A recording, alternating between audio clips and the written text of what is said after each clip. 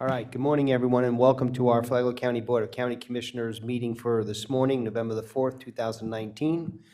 We're here in the Government Services Building, and I'm going to call this meeting to order and ask that you join me in the pledge to the flag. Pledge allegiance to the flag of the United States of America and to the republic for which it stands, one nation, under God, indivisible, with liberty and justice for all.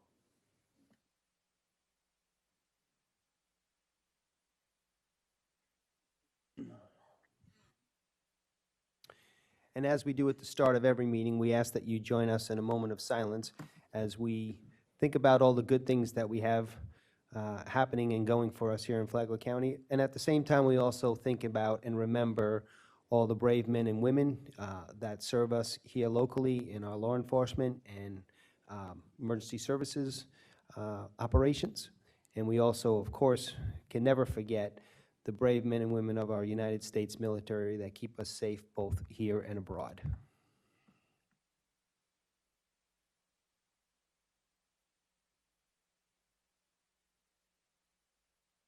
Okay, thank you, everybody. We have no additions or deletions or modifications to the agenda.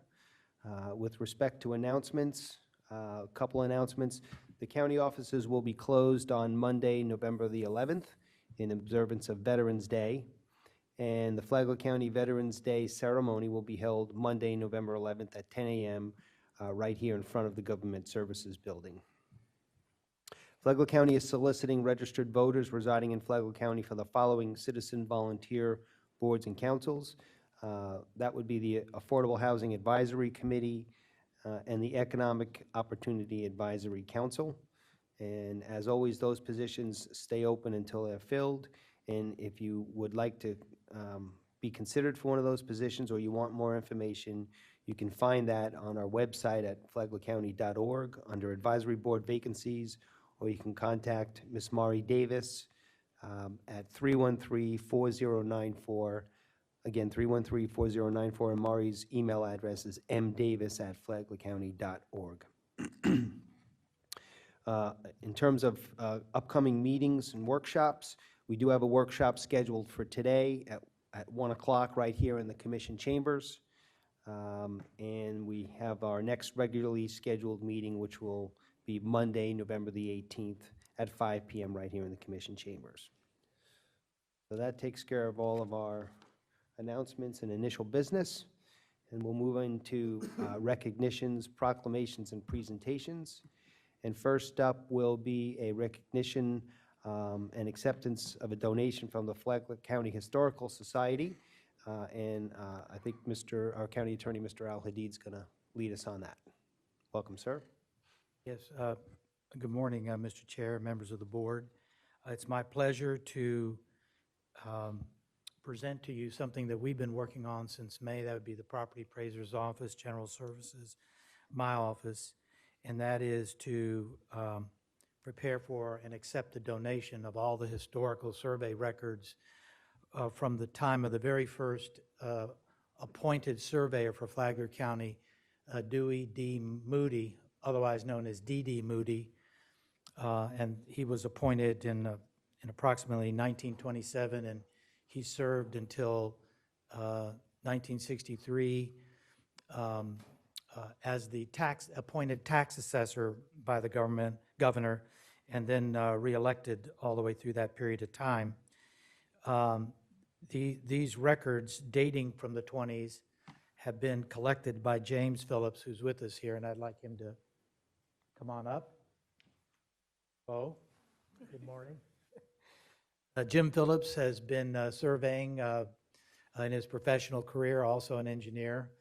His father, C.J. Phillips, was the one who purchased all of the records of D.D. Moody, and I've given you all a sample from the earliest journals, and I just want to use the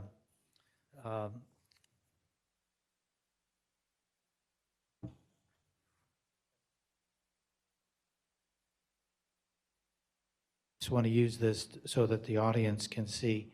We get this up? Oh, he's working on it. Okay. Well, while he's doing that, let me just say that, oh, here we go. There we go. You can see these are really true relics. These are the survey logs. And I just want to show them the index. Look at this handwriting. My gosh, probably everybody in the world wishes I had that handwriting. I don't know if you can see how, can you zoom in on it a little bit? Will focus itself. Okay, now look, notice there, Anderson Highway. Okay, let me find some others that might be familiar to people. There's Flagler Beach is somewhere in here. Codyville. So these are all of the original documents. Yeah, then this is just one of numerous books. I've given each of you one just to peruse through it. You'll have to give them back. Oh, But I thought I could keep it. no, they're not gifts or anything. And I thought it was really interesting is here's some billing. This is a billing page. And I don't know how well you can see this, but 2 days of field work at $12 a day, that's 24. 1 day in the office, that's $10. 4 days, and it doesn't really say what the 4 days are for. And then transportation was $4. Steaks, the steaks were 10 cents each. And you see the other charges and it all, whatever this survey was for, and by the way, I looked at the index. This thing actually has an index, and there is no page 135 in the index, so I don't know what job this was for. This could be the city of Flagler Beach, this could be John Anderson Highway, I don't know, $123.80. So that's what it cost back then. And the value of this collection is that they are the original records dating from then all the way up to now. Phillips Surveying acquired this collection from the widow of Mr. Moody, and they continued to acquire other firms that were going out of business or purchasing other collections with the purpose of trying to preserve as much of the survey historical records of Flagler County, to acquire them, aggregate them, and protect them. These are not inconsequential documents. They actually have current relevance, and they also have financial value. The current relevance is that they will be very informative for surveyors, for legal professionals, for engineers, to go back and look at some of the surveys to identify particular aspects of property ownership and various boundary lines.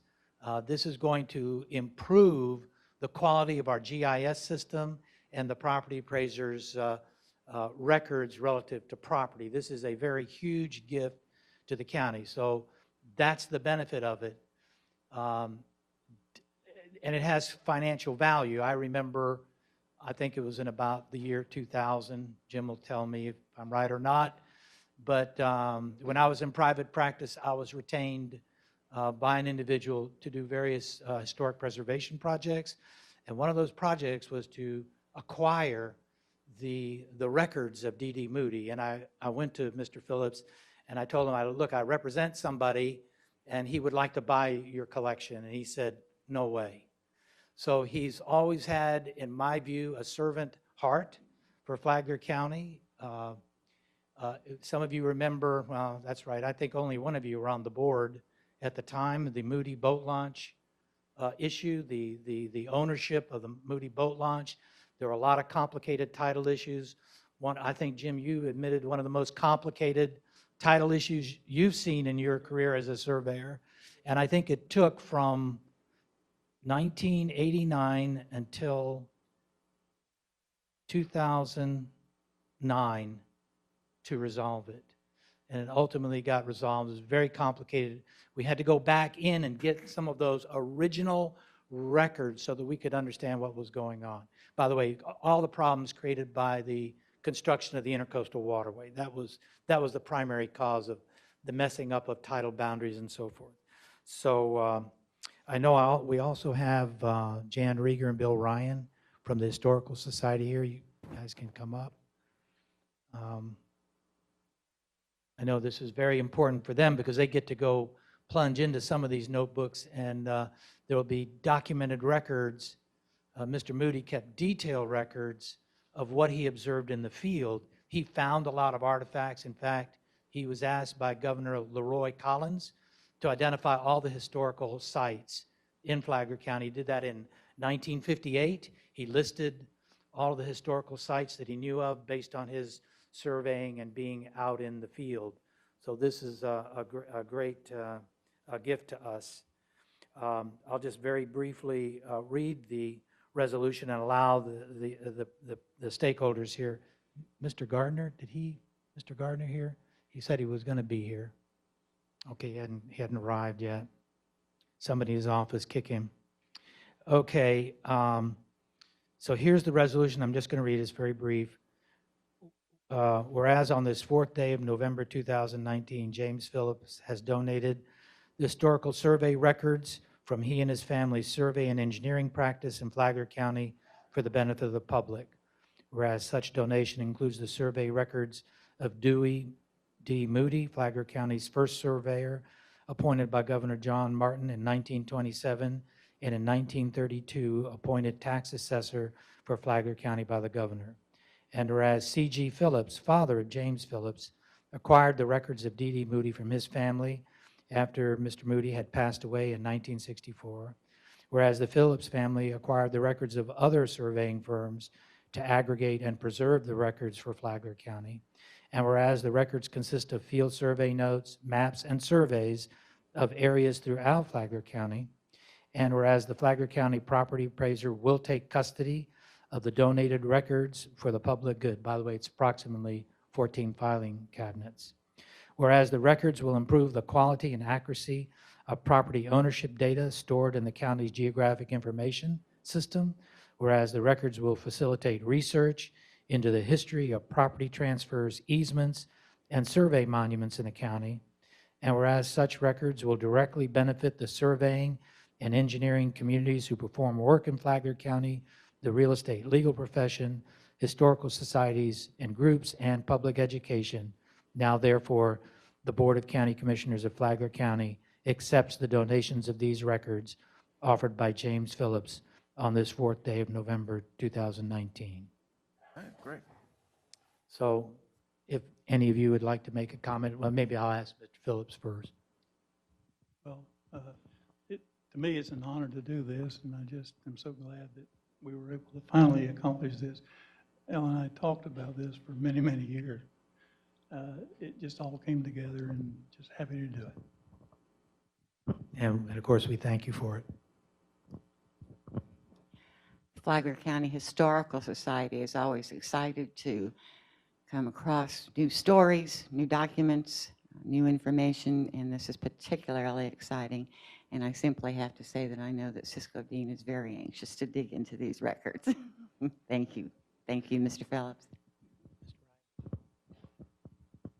You all know Cisco Dean, our archivist. He cannot be here today, but he is just dying to get his hands and to study, find out where Kings Road really was. And if Cisco were here today, he would be smiling. So we just got this week the British surveyor records from Mr. de Brom from 1740 of this area. And these are detailed records from 1740 that will go along with the records that you're donating, which are marvelous. This is to you, but also to Bill Ryan, well, and I guess everybody else. In the survey records of D.D. Moody, he found another Seminole Indian fort. I mean, another federal fort other than the one you know about. Okay, so I thought that would really, I saved it for this meeting to tell you.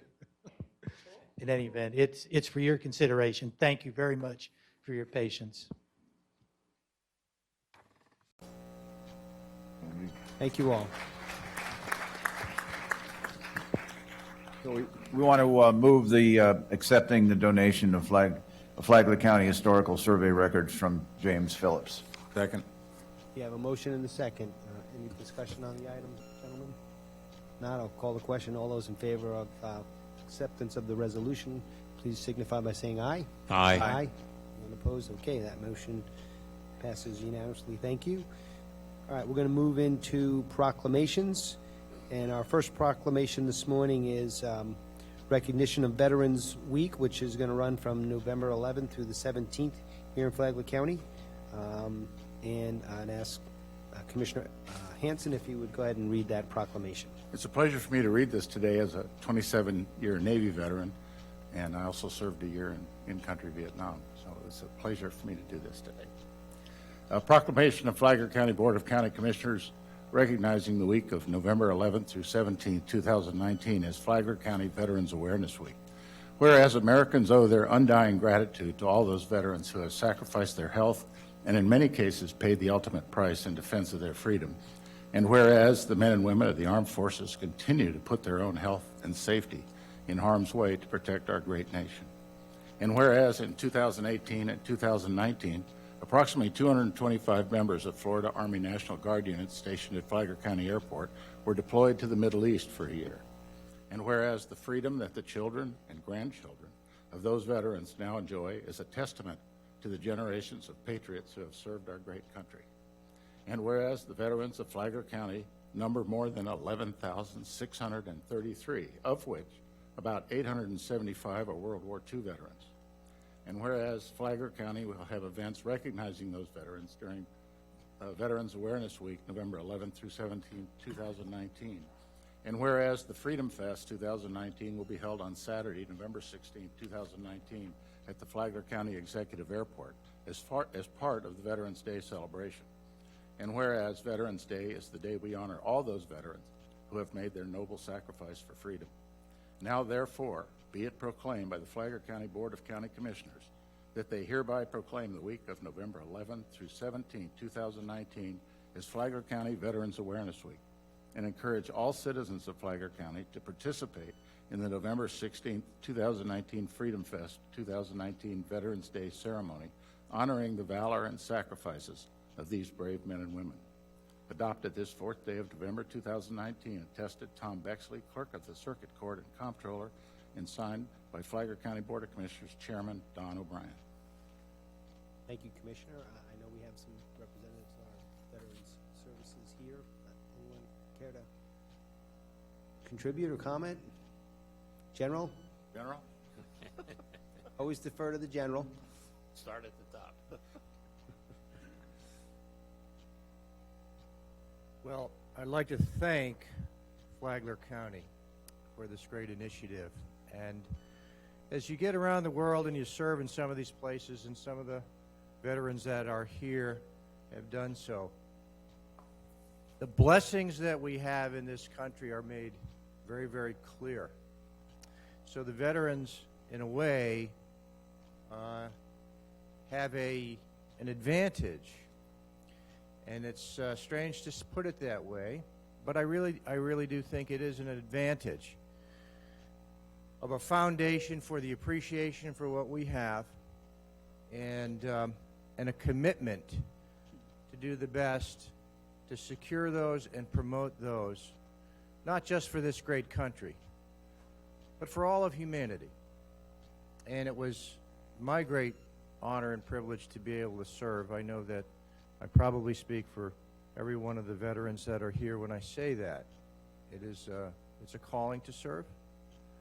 It's a commitment to serve a purpose much larger than yourself, which in life is kind of what makes so many things worthwhile, serving a purpose larger than yourself.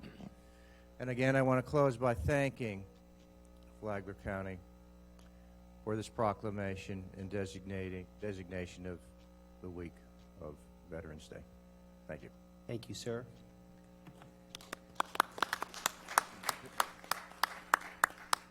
Anyone else, Eric?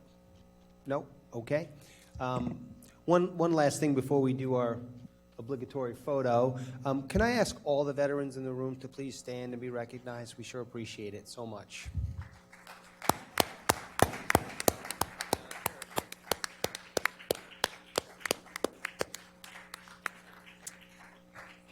Thank you all.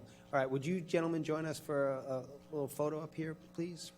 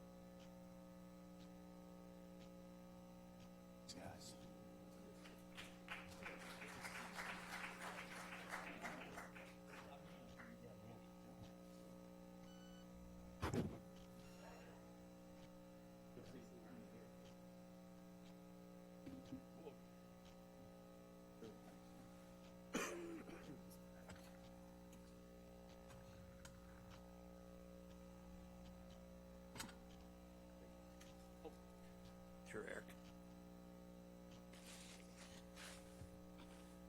Mr. Chairman, I move that we accept and approve the Flagler County resolution to make November 11th through 17th Veterans Week. Second. We have a motion and a second. All those in favor, please signify by saying aye. Aye. That motion carries unanimously. Our second proclamation for today is... Mr. Chairman. Oh, I'm sorry. Yes, sir. Yeah, Commissioner Hanson made a request, which the commission concurred with several meetings ago.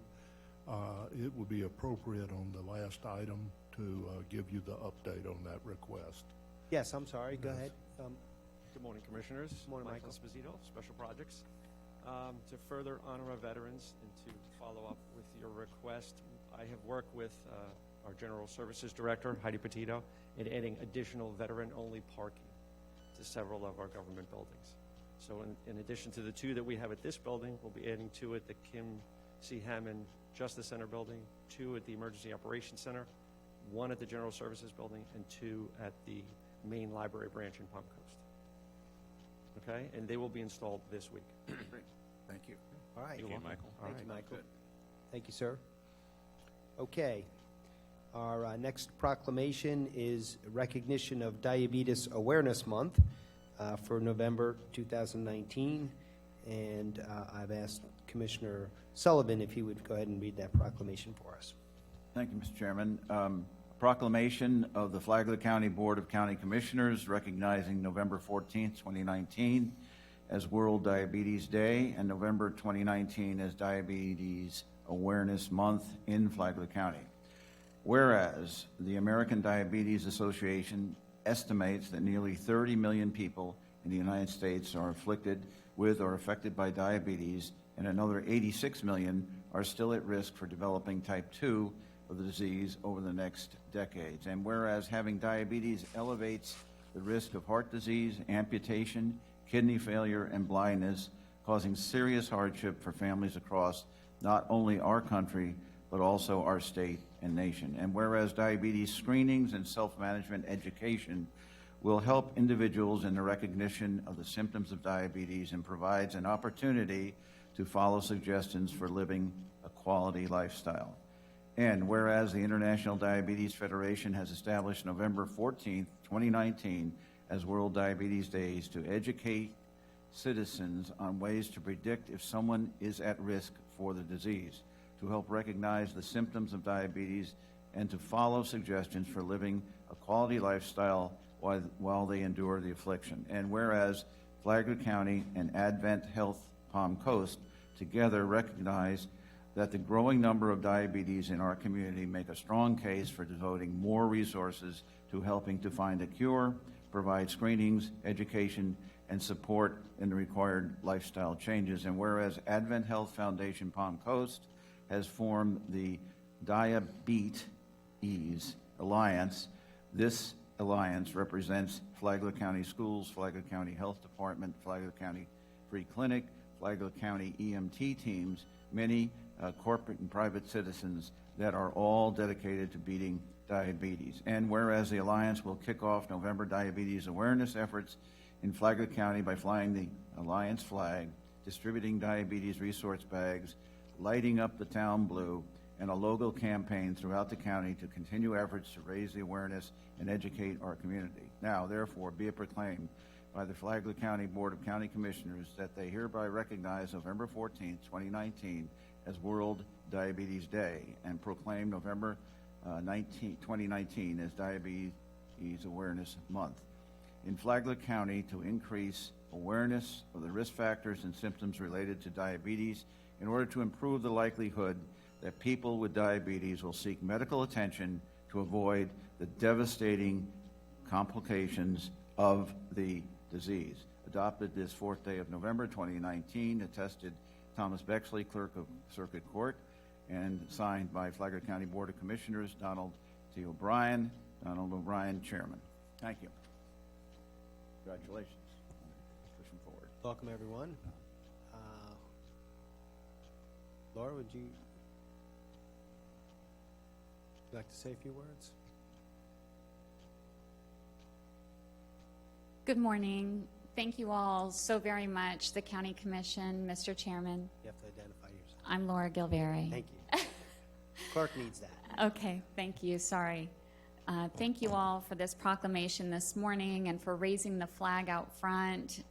It is definitely a community-wide effort to combat this disease, and we are 100% committed to turn this town blue. In fact, I'll highlight that there are certain touch points in the community. You can pick up a blue light bulb that have been donated by a generous contributor. Intracoastal Bank, Advent Health Campus, and also K&M Mower and Bunnell. You can get free blue light bulbs to light up the town blue.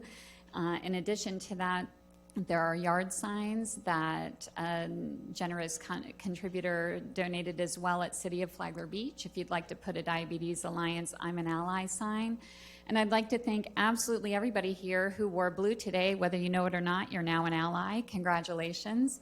But it is a detrimental disease, and I'm so incredibly grateful for the partnerships from the county, emergency services, Advent Health, Flagler County Schools, Free Clinic, Health Department, who are pulling together with these private groups like Grand Haven Women's Club to just raise awareness, get tested. Once you know and you have these resources available in the community, you can make a lifestyle change or be the healthiest version of you can be with support.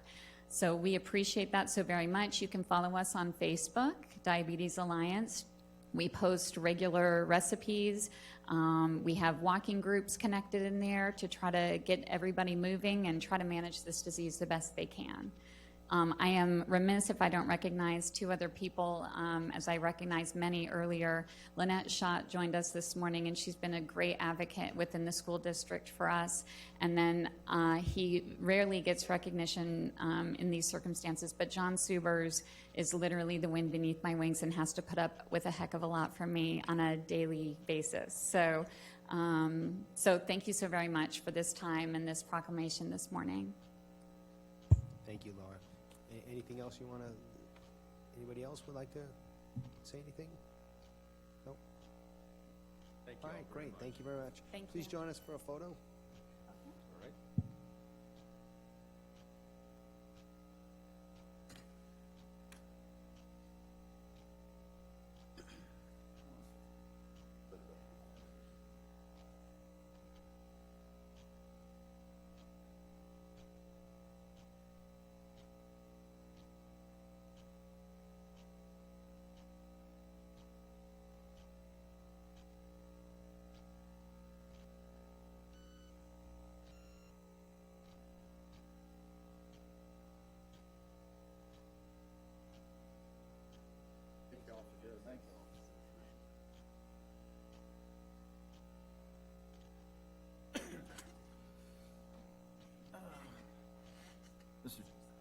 Oh, thank you, Laura.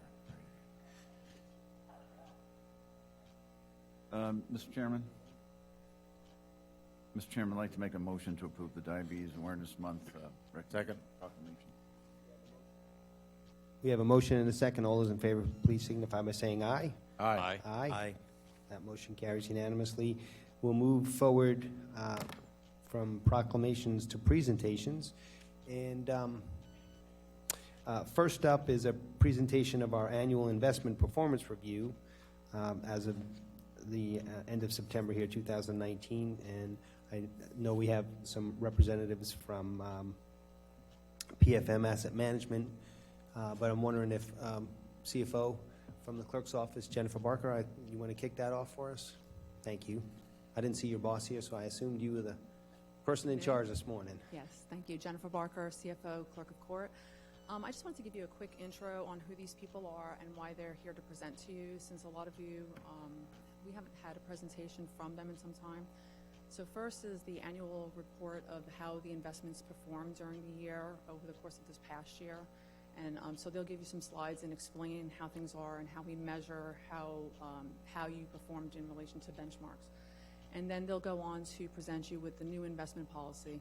So PFM was hired, we contracted with them in 2004, I believe, and it was when we started building this whole complex and we started to come into where we were dealing with the dollars that came in as we issued debt to create the capitalized buildings in this complex. And so during that time, it was a lot of cash, and that's when we first created the first investment policy, how to deal with what the laws were, what we were allowed to do.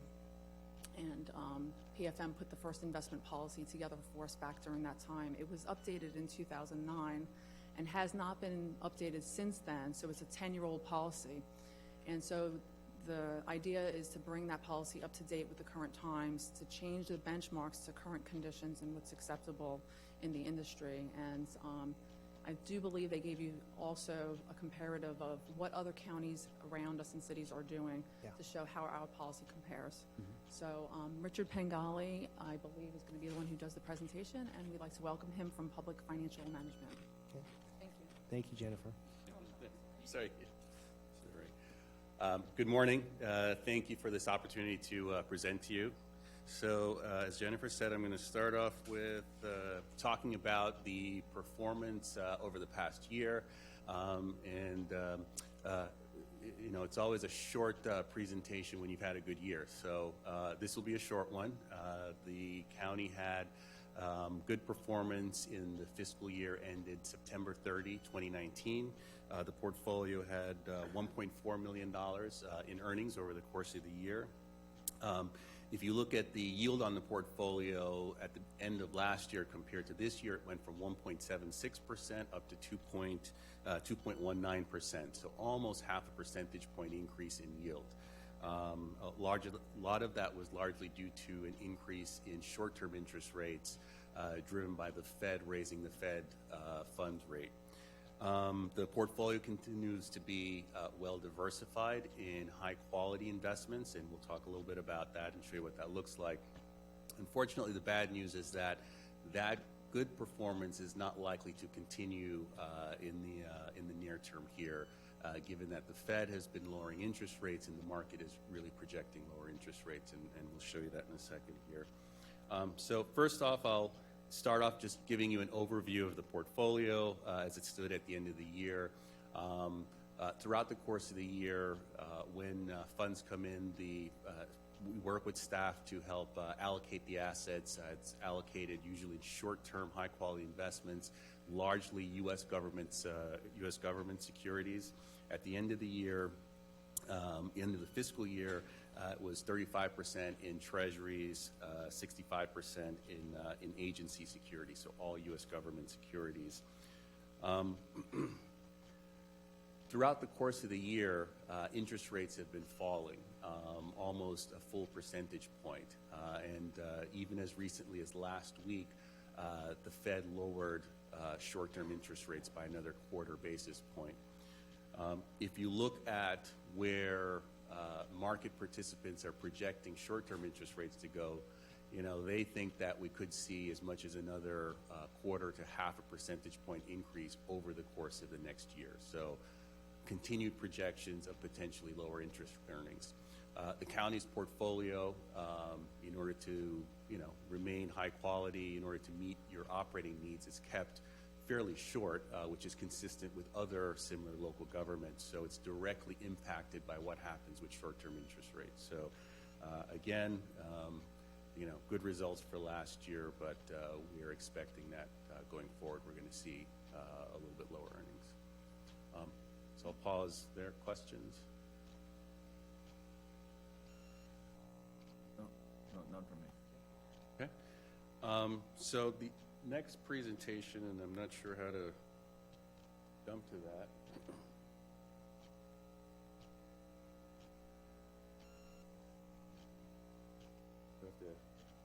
Yeah, it's going to be the other. Yes, thank you. So next we'll talk about recommendations we've made to update the policy, and I'll walk you through the process that we've gone through. As Jennifer mentioned, the policy hasn't been formally readopted in 10 years. And typically we see policy updates probably about every 5 years or so, as things change, regulatory changes, market changes. So to review the policy, we looked at 3 different frameworks. First and foremost is looking at state statute. Florida statutes actually lays out certain requirements for what is necessary in a municipal investment policy under Section 218.415. So we went through and checked the policy against that. We also check against the Association of Public Treasurers of the U.S. and Canada's model policy framework, which is a little more robust than state statute. And then finally, we look at the Government Finance Officers Association's best practices to make sure we've really completely looked at everything that would go into a gold standard best practice policy. And we kind of do this checklist style. So as expected, you met all of the requirements under state statute. As far as APT, USNC, they had 2 sections that needed to be updated. One was a investment pool questionnaire. There have been some regulatory changes that necessitated adding some additional questions to that, as well as updating the glossary of terms. Some regulators, for example, have changed their names in the past 10 years. NASD is now called FINRA, et cetera. And lastly, it met all the requirements of the GFOA best practices. We also compared how the county's utilizing the instruments in its policy and compared that to the policies of other similar types of entities. Here we show a number of different sized counties all across the state and use that to identify a couple different sector changes to be made. One of the ones that will be most impactful is expanding the ability of the county to utilize shorter term investments. Again, as we're potentially looking at lower short-term yields, we want to make sure that the county has the most flexibility to use the short-term investments that are available to it. So the Flagler County draft column, that's the maximum we can invest in those? Exactly. Yes. Okay. Yes, that's the max. That's not the target. It's the max that can be used. Yeah. At any given time, your cash flows are really what's going to drive what we're allocating, which would be different than you might see in a pension type of portfolio. And so, just for the public's edification, there's prohibited investments such as collateralized mortgage obligations. Yes. And some of the derivatives that caused lots of problems in the last financial crisis. Exactly. Those are explicitly prohibited in the investment policy. IO strips, anything like Z tranches, all of those kinds of investments are prohibited. And they really wouldn't make sense for a short-term portfolio. Again, you want high levels of liquidity. Unfortunately, we live in a hurricane-prone state, so we have to make sure that you have a lot of liquidity available in the portfolio at any given time. Thank you. I interrupted you. I apologize. Oh, no problem. No problem. So, a couple of the sort of summary changes. Again, a lot of tweaks throughout the policy, but it's more kind of tweaks around the edges. One big change is we're changing the short-term benchmark of the policy. It was the 3-month Treasury bill. We're changing that to now be the Standard & Poor's Government Pool Index, which better reflects the diversity of the investments that the county uses, so it'll be a better measure than T-bills, which is relatively low yield in comparison. And as I said before, we're expanding your ability to use shorter-term investments like commercial paper and local government pools. So any additional questions? Gentlemen? Well, just, I don't know if this is proper time, but is there an action that we're going to have to take on this, Mr. Chairman? Yes, we're gonna, I was gonna ask you to accept the report, but in terms of the recommendations for the policy changes, that would come to us at a future, as a future agenda item. So this is more presentation on that side of it, so. Okay. All right, any other questions? Okay, well, thank Anything you. further? Thank All right, you. thank you, sir. So, yeah, I would entertain a motion to accept the report as submitted, and again, we'll look for a future agenda item to adopt the policy recommendations. Mr. Chairman, I move that we accept the report. Second. Okay. We have a motion and a second. All those in favor, please signify by saying aye. Aye. Aye. Okay, that motion passes 4-0 with Commissioner Mullins absent for that particular vote, please note. Okay, next up is a presentation of the Florida Department of Transportation's 5-year work program, which we received details on, and we have. All right, good morning. Good morning. My name is Lorene Bobo, and I'm the Director of Development for FDOT's Florida Department of Transportation District 5, which represents 9 counties within Central Florida, including Flagler. So what I'm going to present today is our tentative 5-year work program. FDOT's work program, we're always planning about 5 years out.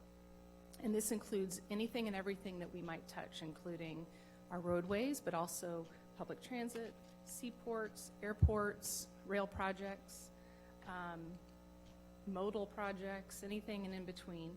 And that's every phase. So from the planning stages, as we go through our engineering design to our right-of-way, all the way into our construction, including our maintenance as well.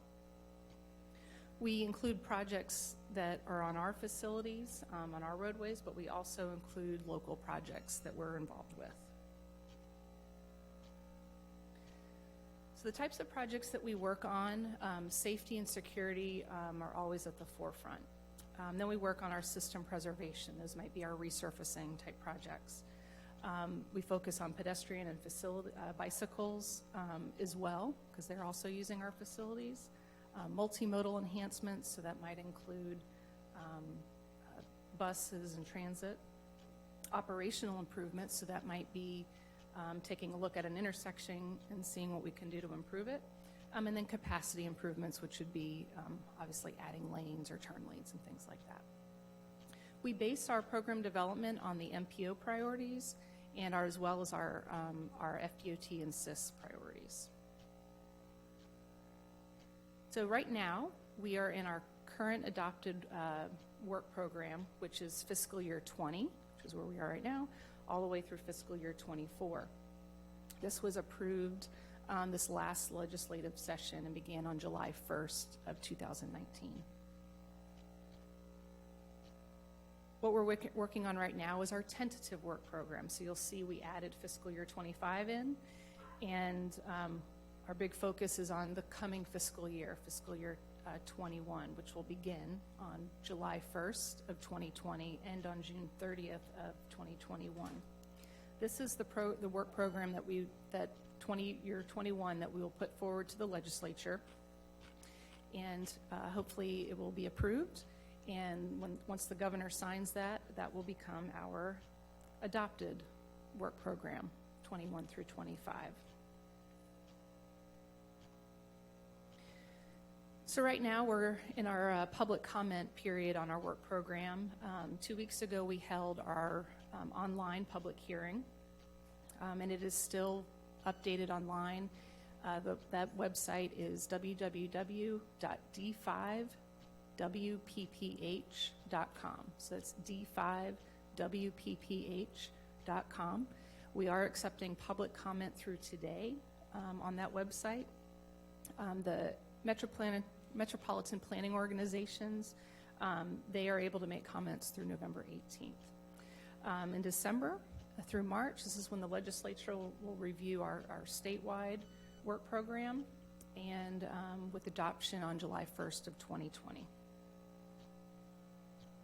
So I'm going to go over a few projects. This is not the entire work program. These are just some of the highlights of additions and deletions. First is we've added the construction in fiscal year 23 for State Road A1A traffic calming and trail project from Ocean Marina Drive to south of West Mayor Place. And we've added the design phase in fiscal year 24 for Walnut Avenue resurfacing and widening from Water Oak Road to Forest Park Street. We've had 2 deletions. One is for the right-of-way phase of State Road 11 and County Road 304, and that's simply because the right-of-way was no longer needed to accommodate the design. And we've deleted the design for the A1A from 26th Street to North 9th Street bike path and trail, and that's because it was accommodated within another project. And with that, are there any questions? Commissioner Mullins? Yes, Lauren, I wanted to take a minute and just say thank you, how hard you guys are working, and you guys have been totally supportive and cooperative to paying attention to our community needs since I've taken office and met with you several times, coming out and meeting with the public and so forth, and showing a genuine care about finding out what the community wants. A few weeks ago, I met with Congressman Mass, and I actually meet with him tomorrow, who is over the Department of Transportation federally. And one of the questions he has is, how well does the state work with you? And I couldn't rave enough. So I want to thank you for that. And also kind of throw out there, a lot of our people come and go and utilize the courthouse and the government building. And I've had a lot of requests about having a traffic light put out there just for safety reasons, and a lot of the staff leaving.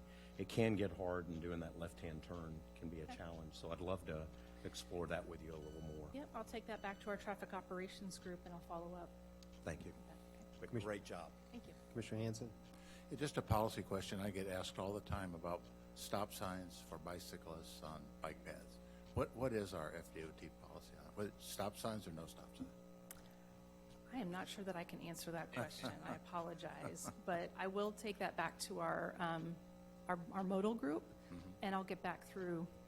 I'll get that answer for you. So apologize for not having. Yeah, about 2 years ago, I walked the trail with an FDOT representative, and at that point, he said we don't like the stop signs for bicyclists, but now they're coming back. They're being put up again. So let me I'm find just out curious about that. what Yeah, what that's a policy good is. question. Great, thank you.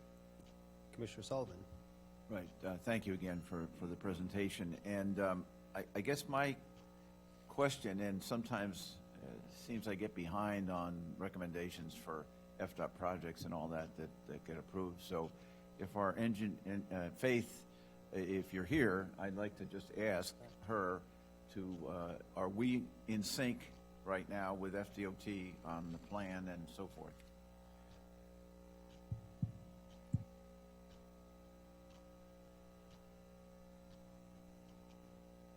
Good morning, Faith Al-Khatib, County Engineer. I would like to thank FDOT staff for working with us on a lot of issues concerning our county, but still we need more help from them, and they know that, and they're doing their best. So yes, we need more funding. We need more projects to be programmed and getting it done. How will that work? Will we have meetings or stuff be brought before the board concerning that, or as recommendations, or you just do it?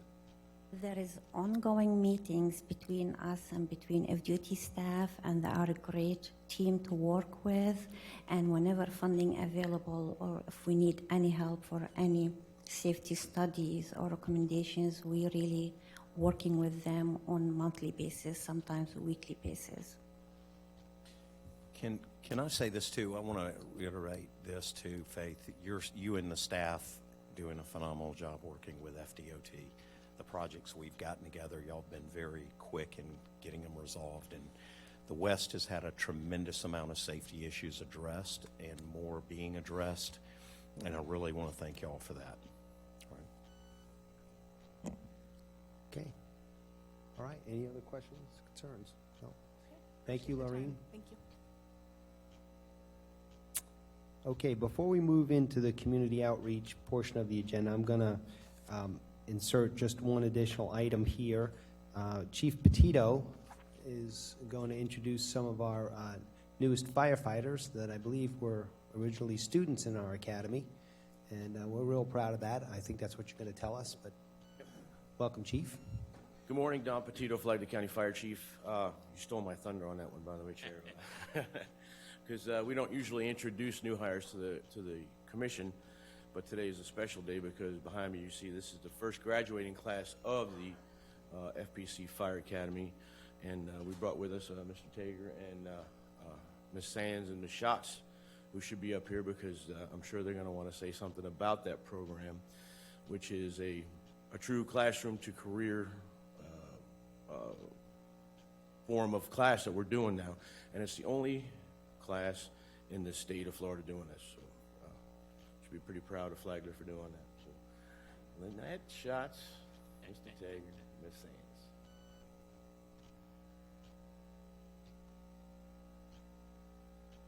Welcome, Mr. Tager. Good morning, Jim Taker, Superintendent of Schools. Good morning, Commissioners, Chair O'Brien. Just attitude of gratitude today. Thank you to the county for what you do for our students, and thank you to Chief Petito particularly for what he does for our students.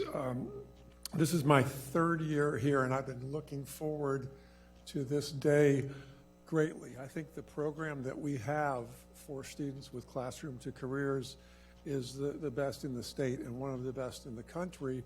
As far as firefighters, I've never seen the level of cooperation that we have with Flagler County.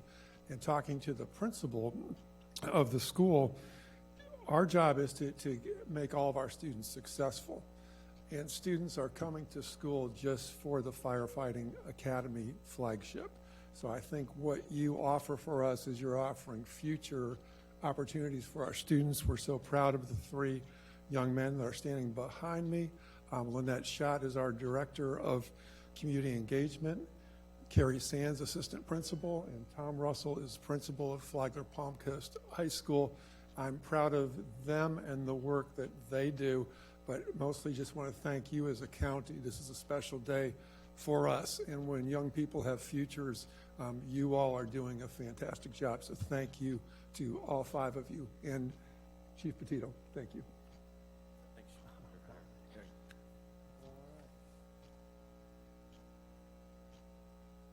I would just echo everything that Superintendent Tager said, and I do want to make sure that Ms. Sands receives a great deal of recognition. When Chief Petito came to us with this request and idea and vision of being able to build a Classroom to Careers flagship that was a direct pipeline to a need in our community, Ms. Sands did all the groundwork at FPC. It's a lot of work to put those in place with there, but it's a great example of being responsive to the needs of our community and region.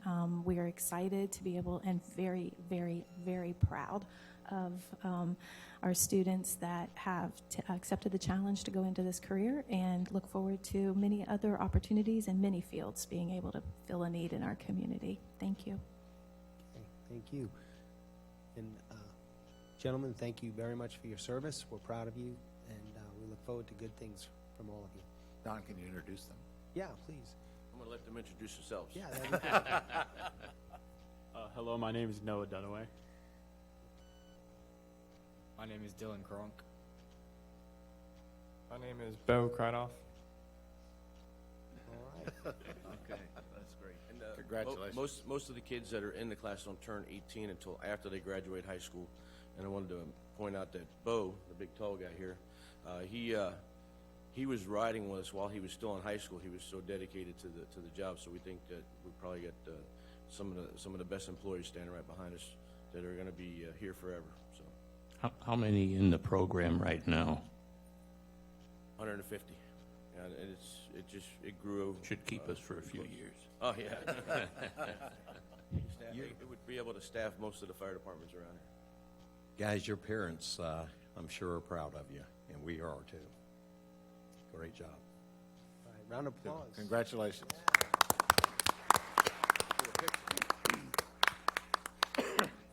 Okay, yeah, can we? Come up. Oh, no pictures.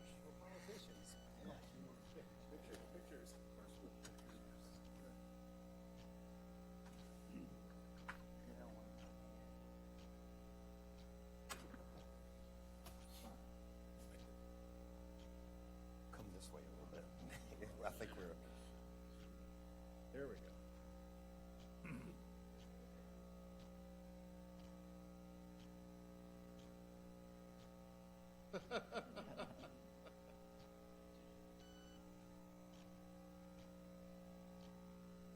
Great job.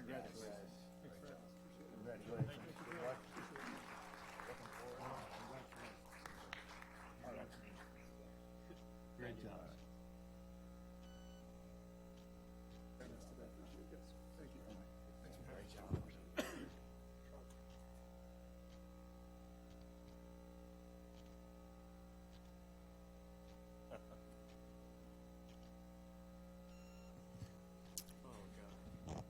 Okay, we're going to move to the community outreach portion of our agenda.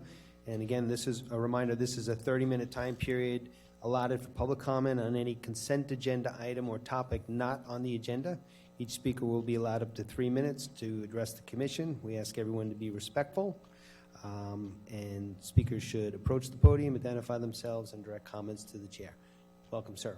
Good morning, George Mayo, Palm Coast. First of all, I would like to thank the vets, but also remiss in thanking their families, because their families also put up with sacrifice for what they do for us. When I was at the meeting about a week ago with the Army Corps and the DOT concerning the sand over down there in Flagler Beach, the program they're putting on, I did not notice a sheriff's deputy. And I'm curious as to if we should have security at any meeting in this chambers, not only just the county commissioners meeting, just for safety for all. Should it be something we should think about? Request it, require it, whatever you might do, but I think that might be something you might want to look into.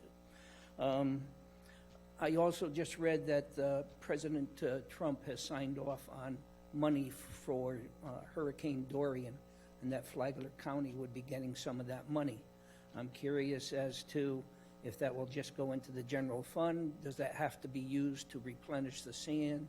Will it be just used maybe for the sheriff's department, or, whenever we get the money? I'm sure it won't be tomorrow, but what with that money, where will it go?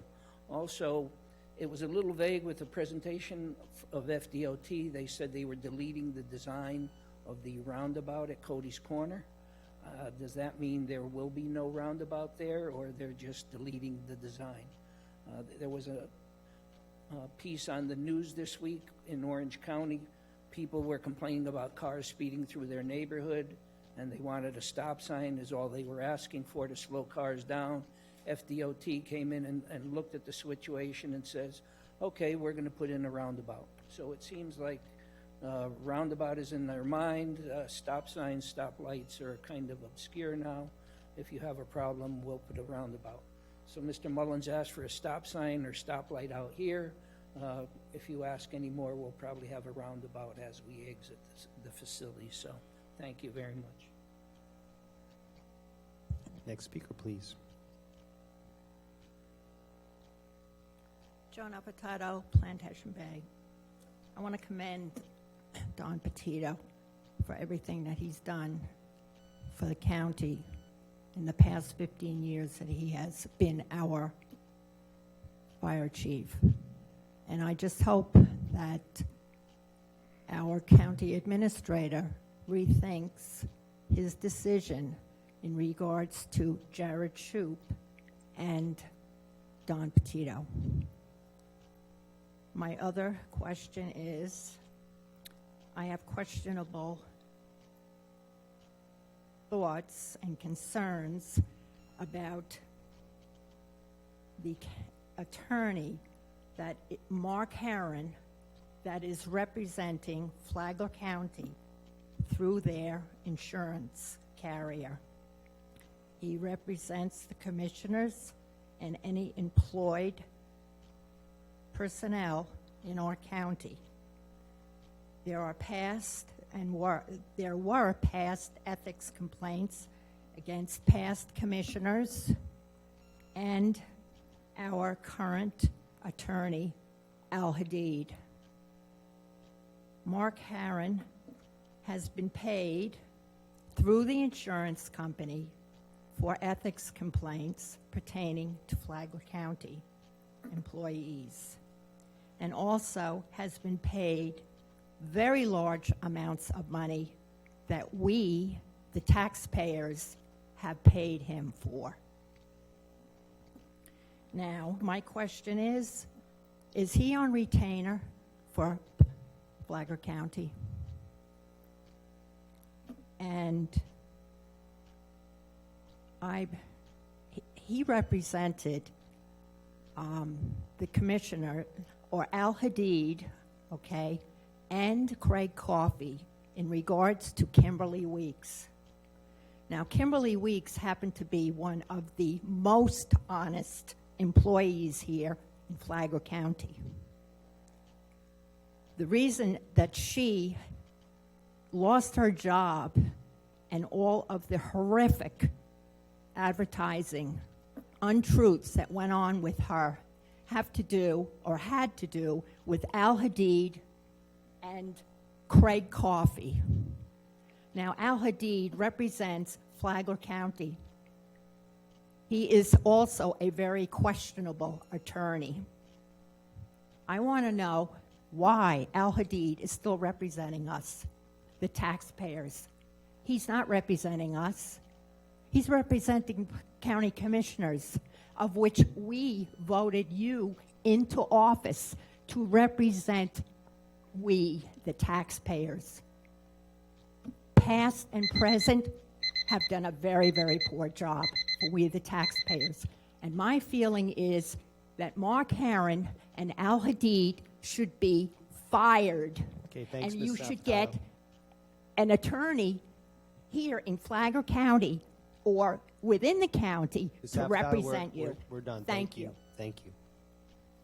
The next speaker, please.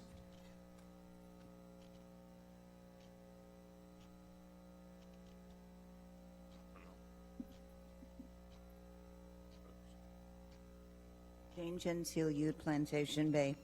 I'm going to reserve a lot of my thoughts about Al Hadid to the end of the meeting because I have so much to say. I don't want to take up a lot of people's time.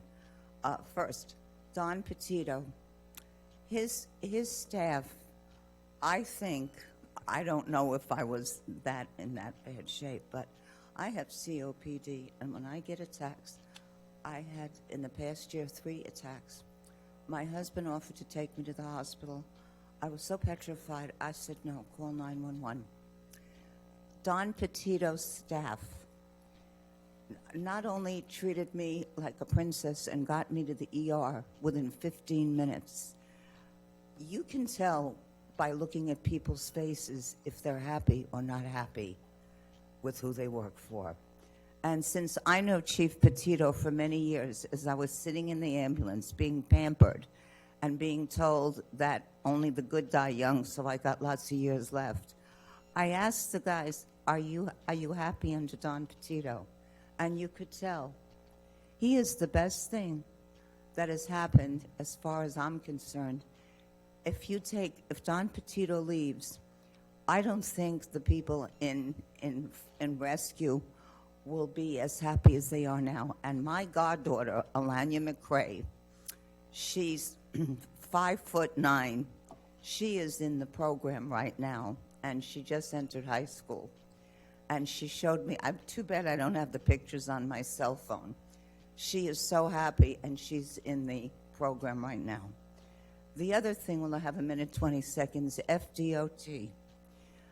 I don't know why this commission, we went to Miami a few weeks ago and down to Key West. There is nothing more deplorable than I-95 between exit 284 and 278. what they call the outside lanes. And Mr. O'Brien, you said, I have letters. The project was supposed to be done 2 years ago. There are holes in the road. I am very sorry. FDOT has got a thing about roundabouts, and they're forgetting about our expressways. I-95, the average speed right now is over 80 miles an hour. And I catch myself and I go, oh my goodness, my car still can go that fast. Sometimes I have no choice. They are using a new company to do the section where I live around I-95. They are doing a mess. They're way behind schedule. And they've got all these gorgeous walls in every other county hiding trailer parks.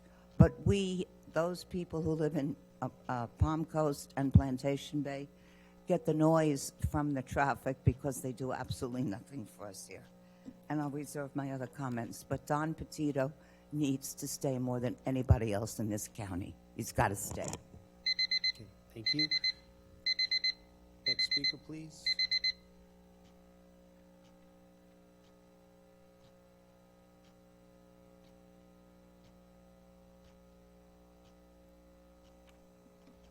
Jack Carroll, Palm Coast. Yes, sir. Back a little while back, I asked you what you were going to do with the 2 white elephants you got sitting there that you paid millions of dollars for. And I'm talking about the old hospital, I guess you can call it, and the Sears building. They're sitting there doing nothing, but you went out and you spent $125,000 to have somebody tell you to build a new police station for a cost of $30 million. $30 million, that's a lot of money. You know, it's not like going to the grocery store and buying an apple. But when you consider it only costs, well, not only, but it cost $17 million to build a jailhouse. And it cost $10 million to build the city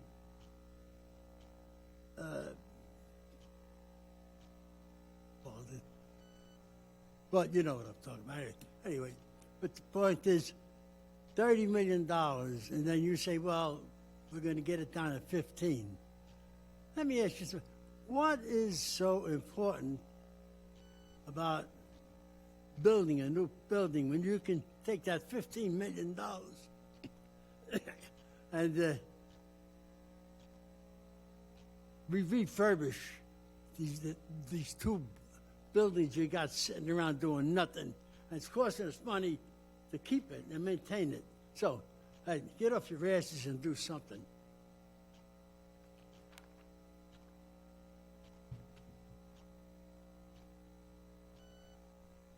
Next speaker, please. All right, seeing no one approach the podium, I will close the public comment section of the agenda. Just a couple things here. In terms of security for meetings, I was not at that. I guess that was the coastal erosion line or setback line meeting maybe Mr. Mayor was referring to. Yes, sir. We have numerous meetings in here, and at present, we don't have a policy to have security at every one of those. Okay. If it's a controversial meeting, yes. Okay. And in terms of funds from the presidential declaration, it's our understanding that they would be used for multiple purposes, reimbursed, possibly. I mean, there's a lot of applications that we need to do with respect to reimbursement for overtime and those kinds of expenses, and then there's also probably some mitigation, repair, and grant money there as well. I would imagine that opens up the whole gamut, correct? Yes, sir. It depends on which ones of these that you were talking about. If it's the section of preparation and mobilization, that was an unexpected expense paid from general fund reserves. It would go back there. as far as future mitigation and CDBG work and that sort of stuff. Those funds would, that's a reimbursement, and it would probably be a swap back and forth again from general fund and back to general fund. Okay. And Mr. Adi, just a yes or no answer. Is Mr. Herron on retainer for us or not? Yes, he is. Okay. All right. We're going to move on to the consent agenda. Any items to be pulled from the agenda, Commissioner Erickson? I have none. I have none. Just 7B for comment. I had 7B as well. I had that first. Okay. That's all I have. All right. So I would entertain a motion on the consent agenda. Mr. Chairman, I move we approve the consent agenda with the exception of item 7B. Second. Okay, we have a motion and a second. All those in favor of the motion, please signify by saying aye. Aye. Aye. None opposed. That motion carries unanimously. So, Commissioner Sullivan, item 7B. Right, I just think, wanted to, again, point this out. We mentioned it at last meeting that we're going to donate a 1998 Ford fire engine out to the Bahamas, where Dorian did significant damage there. And the question I have, and I think it's a good thing, obviously it's the best thing to do, just a little background information. How do they get a fire engine to the Bahamas? And how much does it cost? Slowly. Number one, I don't know what the cost is. It's going to be shipped by a company out of Fort Lauderdale in cooperation with the St. Johns County Union that's spearheading this effort. And there's going to be an engine from Flagler County, an engine from St. Johns County, and then Temple Terrace is also donating an engine with some equipment. And they are responsible for shipping it from here down to Fort Lauderdale, and then from Fort Lauderdale onto a barge over to Hopetown. Right, but does that come out of our funds too? No. Okay, The only thing we're doing is donating the truck, and from there, they'll come get it, and we're done with it once we hit the surplus. Super. That was my question. Okay. I'll open that up. Go ahead. Oh, no, I want to just say I commend that. Ironically, I'm actually headed to the Bahamas with Senator Wright from Florida in a few weeks. And this is a very great opportunity. We're actually going down there to see some of the area and see what we can do as a company to participate in helping. But very honored that our county is doing that, and we'll probably like to look into making some contacts down there to let them know. I'll open up item 7B for any public comment. Seeing no one approach the podium, I'll close public comment on item 7B and bring that back for a motion. Chairman, move that. I apologize.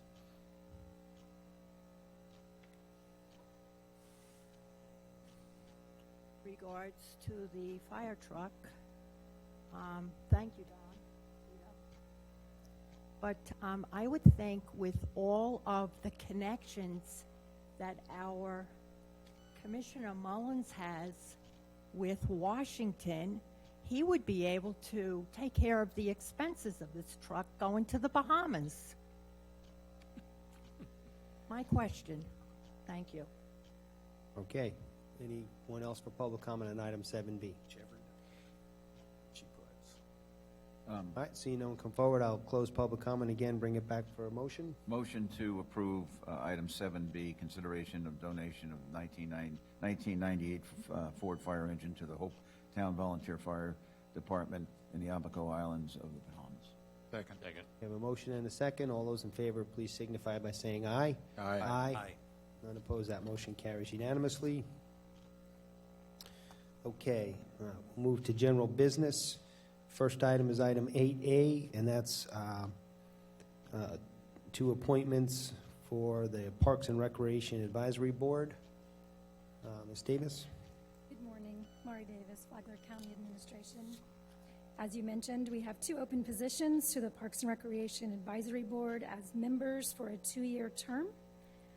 Requesting board approval, we have a reappointment of Mr. Joseph Ziak. For reappointment, Mr. David Ragsdale, and for appointment, Mr. Jordan Butler. A ballot has been placed before you. Please choose two. I'm sorry, did you say all three are presently on the board, or two? Two, we have for reappointment. Okay, the first two. Correct.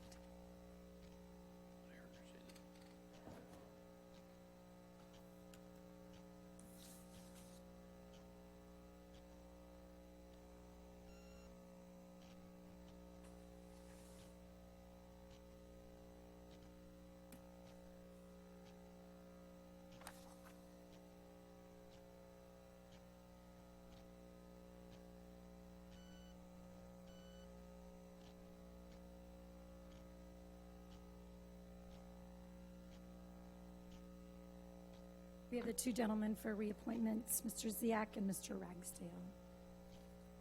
Okay, so that's the recommendation. Can you get a motion for that, just to ratify? Yes, motion, go ahead. Motion to approve and ratify the board selection for the Parks and Recreation Advisory Board reappointments.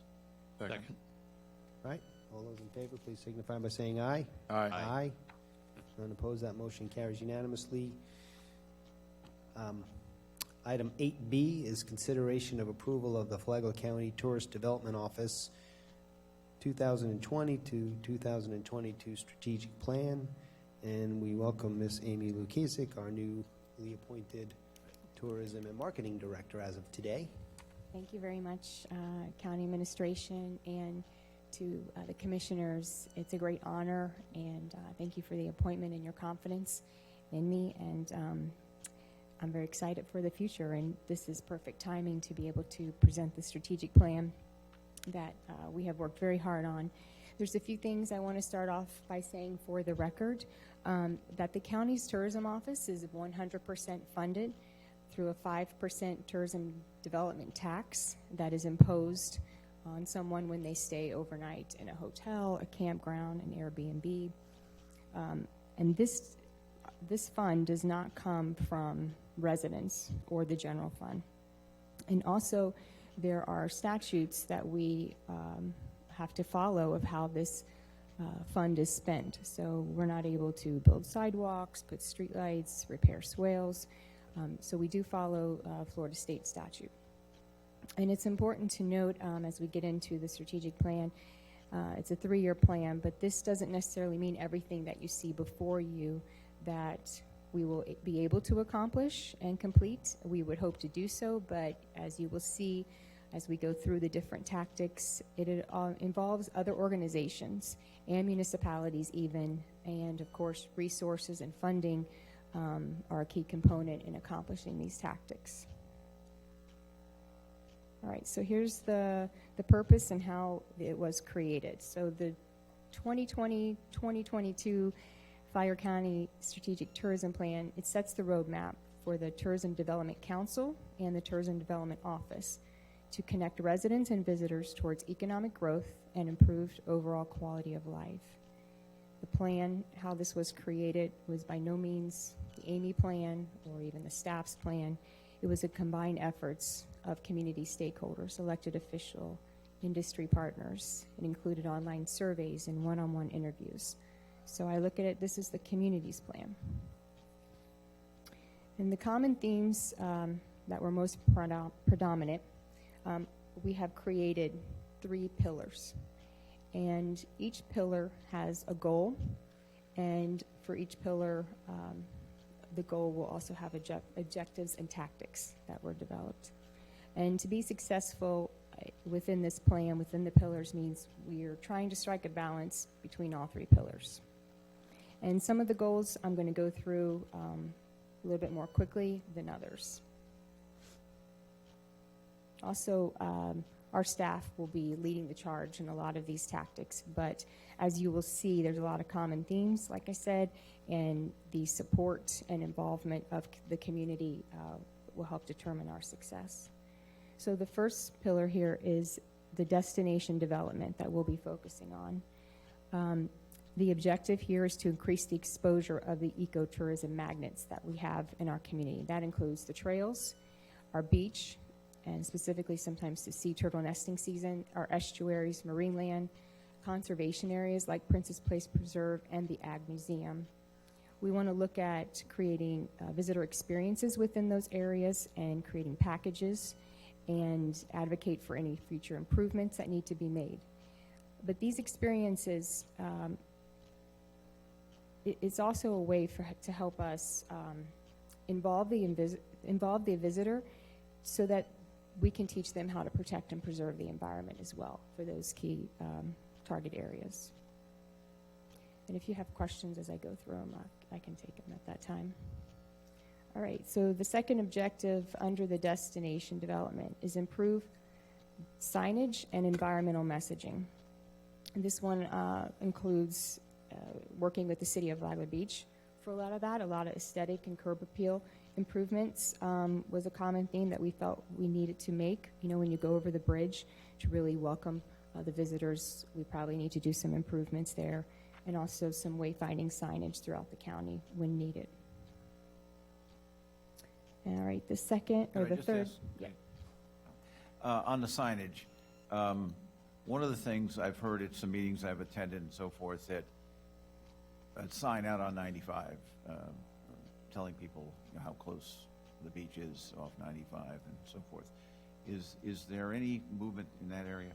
Yes, we have the final design. We turned the design over to the Flagler Beach Merchants Association of what they wanted, and they have made that design. So we are probably this week going to be sending that to the printer. We had to work on some high-res image issues, so that will be coming.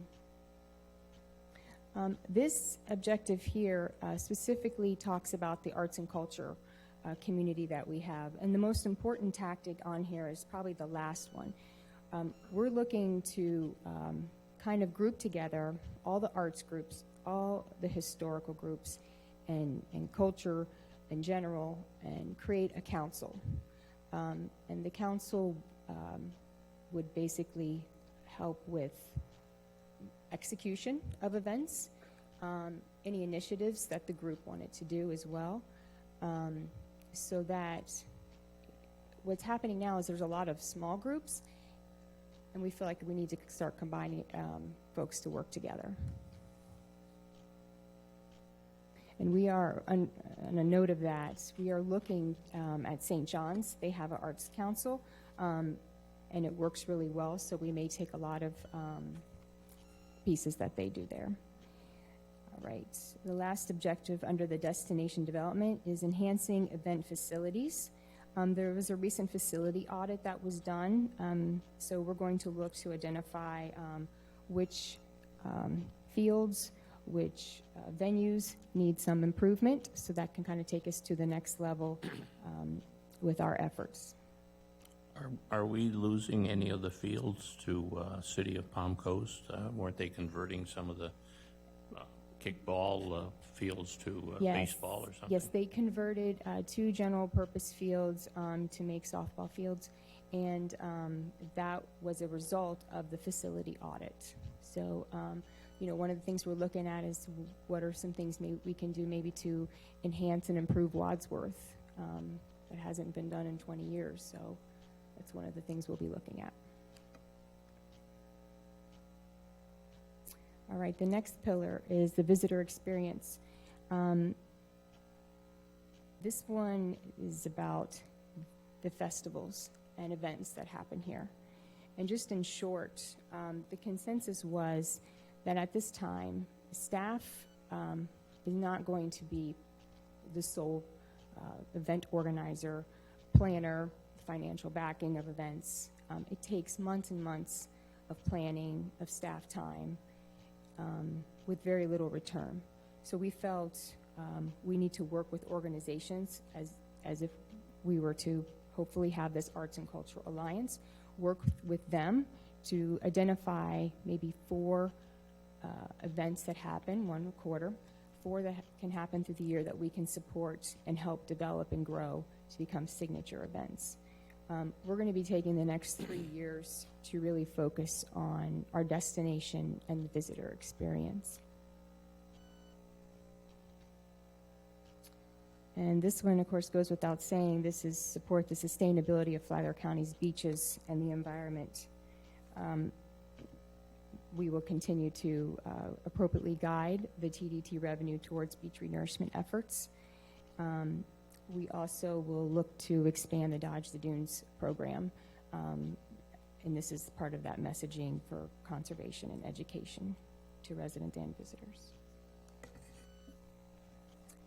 All right, this one here is a little bit of what we're already doing, but we kind of got more targeted this time for meeting planners. So what we did is we took the industries that are currently being pursued by the Economic Opportunity Department, which is manufacturing, agricultural, aviation, aerospace, life sciences, and environmental.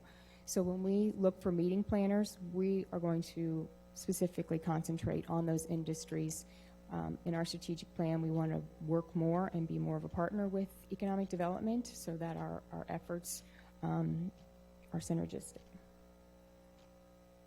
Also looking specifically when we look for sports, we don't want to have to go out and build or create anything. We want to utilize what we do have. And then the last pillar is our organization. And the first objective is to look at the TDC grant programs and the capital projects funds so that we can achieve a higher ROI. We talked about this a little bit when all the grants were in front of you. We're going to look at ways that we can make it a little more easy on the applicant and the TDC board who is distributing those funds. And we have a workshop scheduled later this month with the TDC board that we will go over all those new policies. Next one is we're looking at developing a visitor/destination center to increase awareness for our visitors. Our office needs to take a more active role in the visitor experience once they are here. We don't have a basic brick and mortar for us to serve our visitors. And part of this tactics, or part of the tactic, is to establish a task force of community leaders so that they can research the best practices in today's visitor center world, because it's now what it's turning into is not just here's a bunch of brochures. Now this is an opportunity for economic development. This is usually the first stop that they would make at the visitor center. So it serves more purposes than in the past. Also, it would be able to have experiences there, whether it's a performance space or tasting stations of local items. It can be transformed in different ways. And then, of course, and within all of this, we would be out at Flagler Beach, so we would continue to partner with the Flagler Beach Historical Museum, where they would be a part of it and their efforts as well.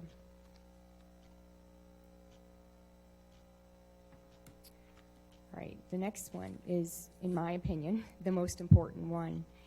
This is a big initiative, and it will be incredibly challenge to be successful in any of these tactics if we don't first focus on the community and its residents. So this is where we're putting a lot of our efforts and time. And it's to expand community outreach to communicate the value of the visitor economy. In our industry, there is a big shift that's happening right now.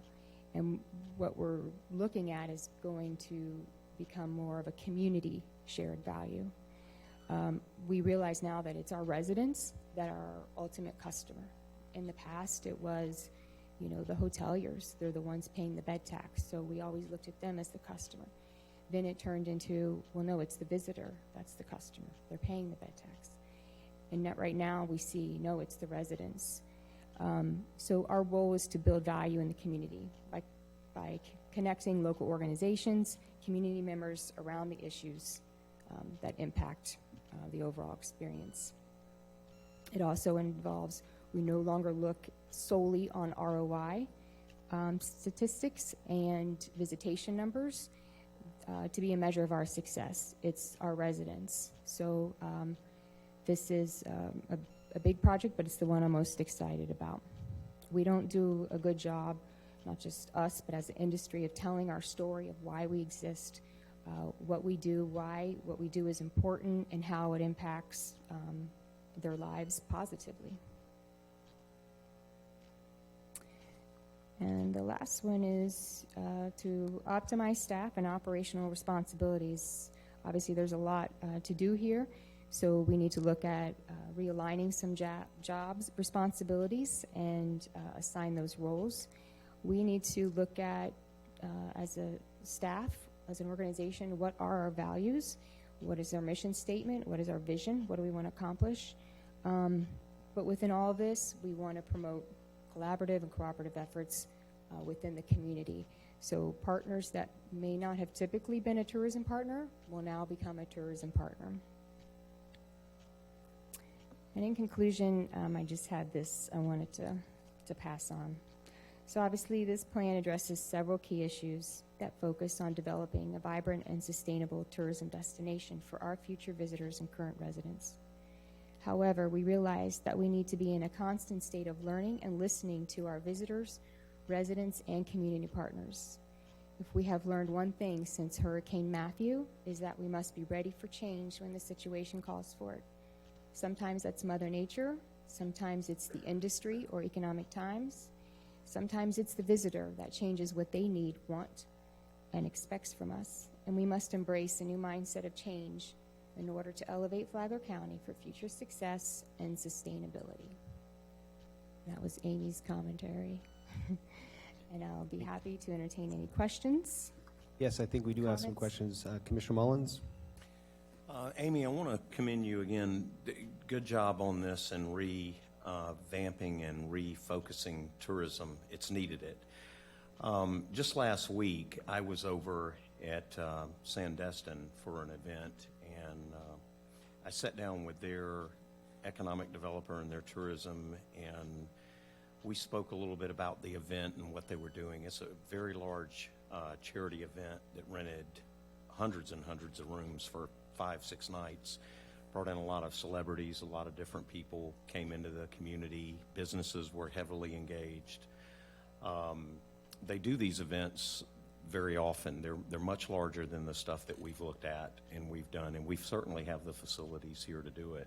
But with the hammock and growing it, but just you got to have the vision to grow it. But the event raised a lot of money to build a Veterans Lodge. The Veterans Lodge is built in the same county. It's a phenomenal place. It does all kind of medical and addresses all kind of needs.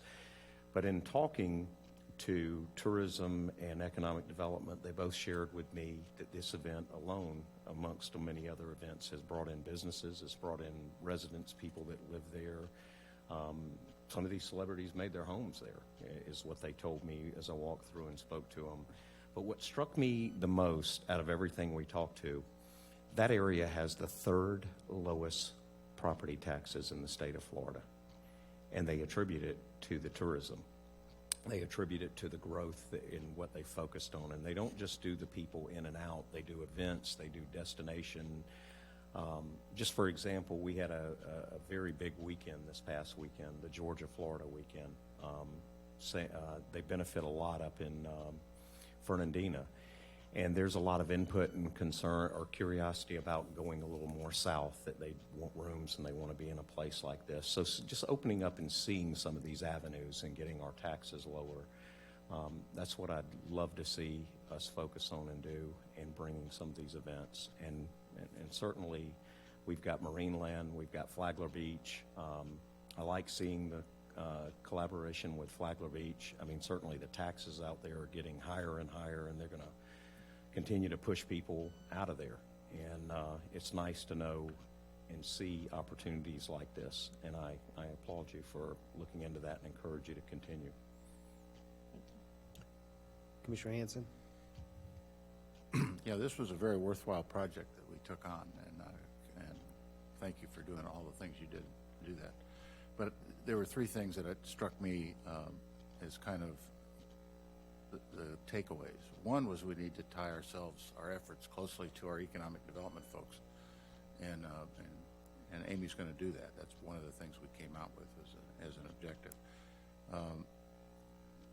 Number two was the lack of education of our citizens in Flagler County. So many of our citizens don't understand the value of the TDC and the fact that the money that we spend is not taxpayer money. It's money that we get through the bed tax. And third, the thing that I think the real takeaway was that the people who benefit from the functions of the TDC are the residents of Flagler County. Those are the people who will gain the most if we do a good job. And that's because we're improving the quality of life in the county by our efforts. So this was a really good effort, and the strategic plan that we've put together I think is doable. I don't think we can do everything that's in there because our staff is small, and you're in charge of it now, and we're going to hire somebody pretty soon to fill the vacancy that we have there. But this is a really good plan. If we can get half of these things done, we're going to be way ahead. So this is a good plan, and thank you for your efforts. Thank you for your support, Commissioner Hanson. And you know what you said about the residents benefiting, and that will come through that campaign. But or this message will be: this doesn't mean necessarily we want to bring hordes and hordes of people and clog our streets even more. We are very aware of the challenges that we face here. We're looking for quality visitors and sustainability within our community. So we're very sensitive to that, and we'll be addressing that as we move forward. Thank you. Commissioner Sullivan? Yeah, just thank you, Commissioner Hanson, because you've done a good, great job on the tourist board, and this is a kind of culmination too of a lot of people getting together. I have a very small point, but I did go through the actual strategic plan, and one of my things I think we should always emphasize, and you didn't put it down on the others, is the historical tourism that's available here in the county. That the Flagler County Historical Society runs that historic bus tour. I think there's a lot of potential there for visitors coming in and getting to do that. They're doing it with our county buses, which aren't the best thing in the world to take a tour on because you can hardly see out of them. But I just think that's I would like to at least put it in. I know you've got it in the plan, but yeah, I know. It's in the plan. I know, but it wasn't emphasized today.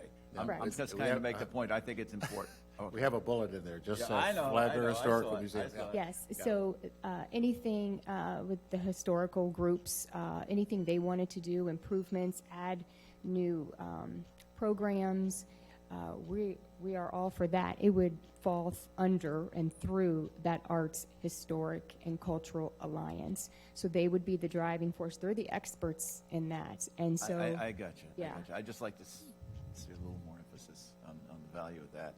And unless we come up with a better means of doing the tours and stuff, okay, that's my point. Commissioner Mullins?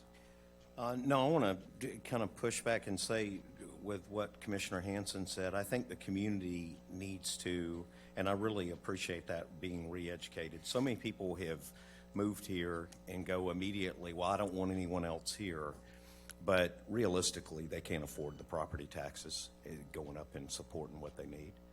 You got to have one or four ways to be able to grow, and that's either you build your economy, which we're working on.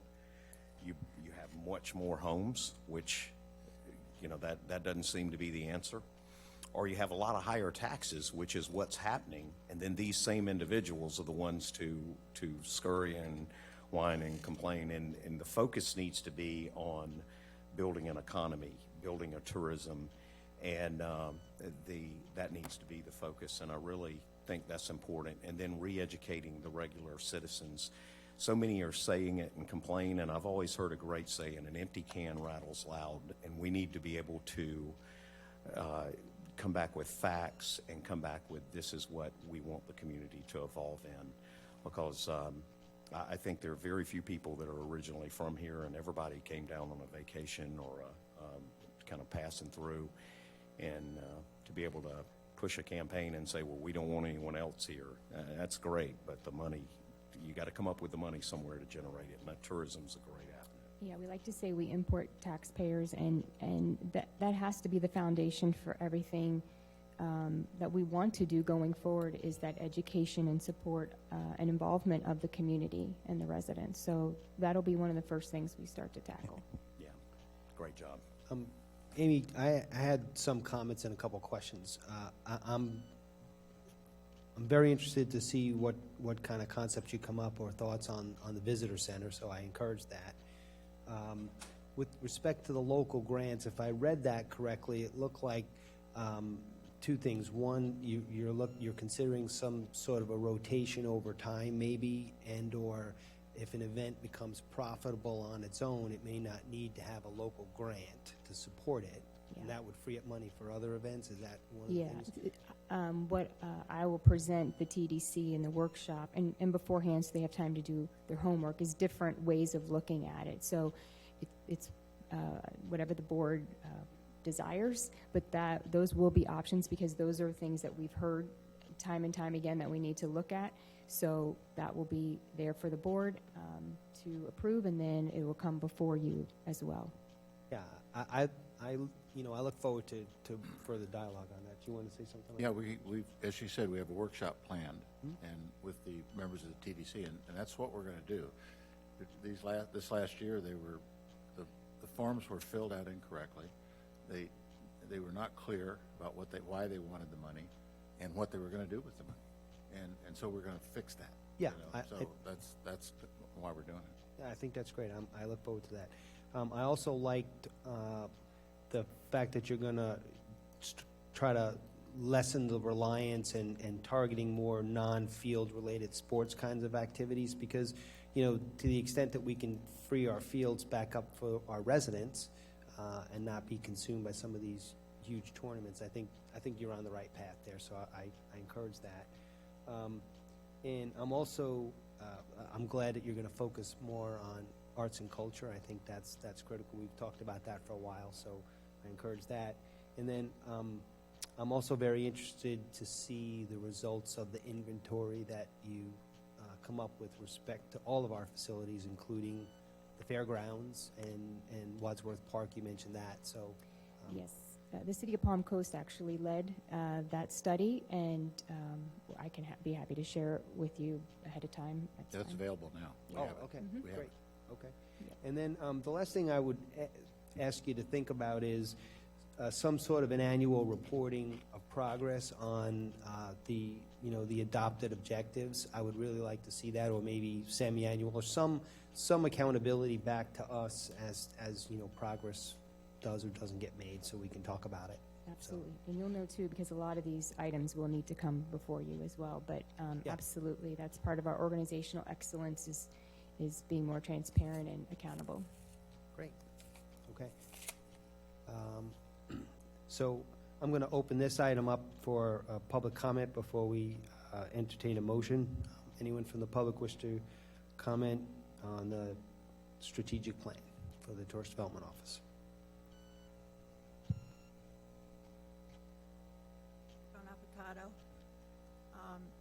I asked Mr. Cameron if we were part of ICLEI, I-C-L-E-I,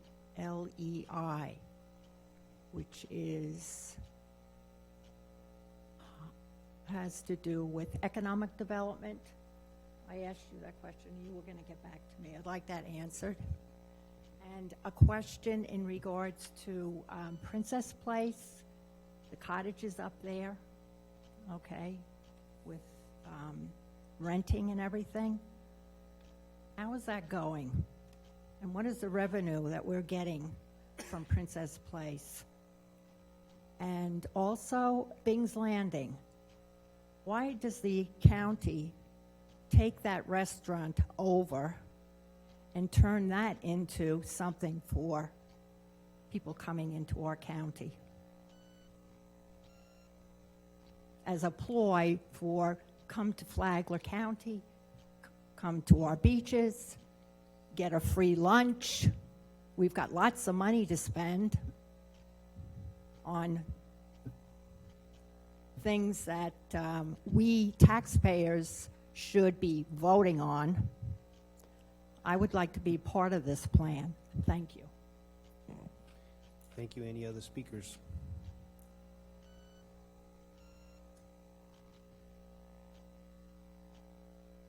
James Hilliard. Don't want to be redundant, but yeah, Princess Place, that is the oldest swimming pool in the state of Florida. There's water there. What's going on there? This tourist should see this. I spent my summers as a kid in the Adirondacks. This place is exquisite. I've never seen anything done with this, as Joan said. We take our little John boat out to Bull Creek. That is a great place to have a pontoon boat and take tourists around. That is a huge lake. You go all the way over to Crescent City. Sometimes we spend hours. That's part of Flagler County. I never see any money spent out there. And what really gets me is in 2002, when I first flew into Dade County on my broomstick, we started working on the grants for I-95. Part of that grant from FDOT was a welcome sign paid for by FDOT, who's got all this money for their roundabouts. And Mr. Chair, would you tell Mr. Mullins to stop looking at his iPhone when a constituent who pays his salary is speaking? It's rude. We have many, many places, and the signs, getting back to the welcome signs, we're talking about a visitor center. We have money from FDOT, and we have not one sign. Frank Meeker, his very last commission meeting, he wanted to see a sign at US 1 between Volusia and Flagler, which is a good place for a visitor center. And the main entrances, he was very careful, the main entrances into Flagler County on A1A, US 1, I-95 at Old Dixie was supposed to have welcome to Flagler. All we have is entering Flagler County. Between tourism money, Craig Coffey didn't want to do anything. So I think we need signs. I think we need to do something with Princess Place. We can have boat tours there and Bull Run, and people can eat. Not everybody can run and play soccer and go into mud races. So there's a lot of people in my age group who just want to sit on a boat and, you know, have a sandwich and enjoy the scenery. And I really hope Amy takes advantage. And as far as Bing's Landing, Captain's Barbecue, they're making millions. We should own that place. We should own the restaurant. There's docks there. People can go out and take a tour and get one of these sea cruises to go up and down the intercoastal. There's so much potential in this county. I really hope Amy does a good job, and not like Matt Dunn, who wanted nothing but mud races at Princess Place. Thank you. Thank you. Any other speakers on this item?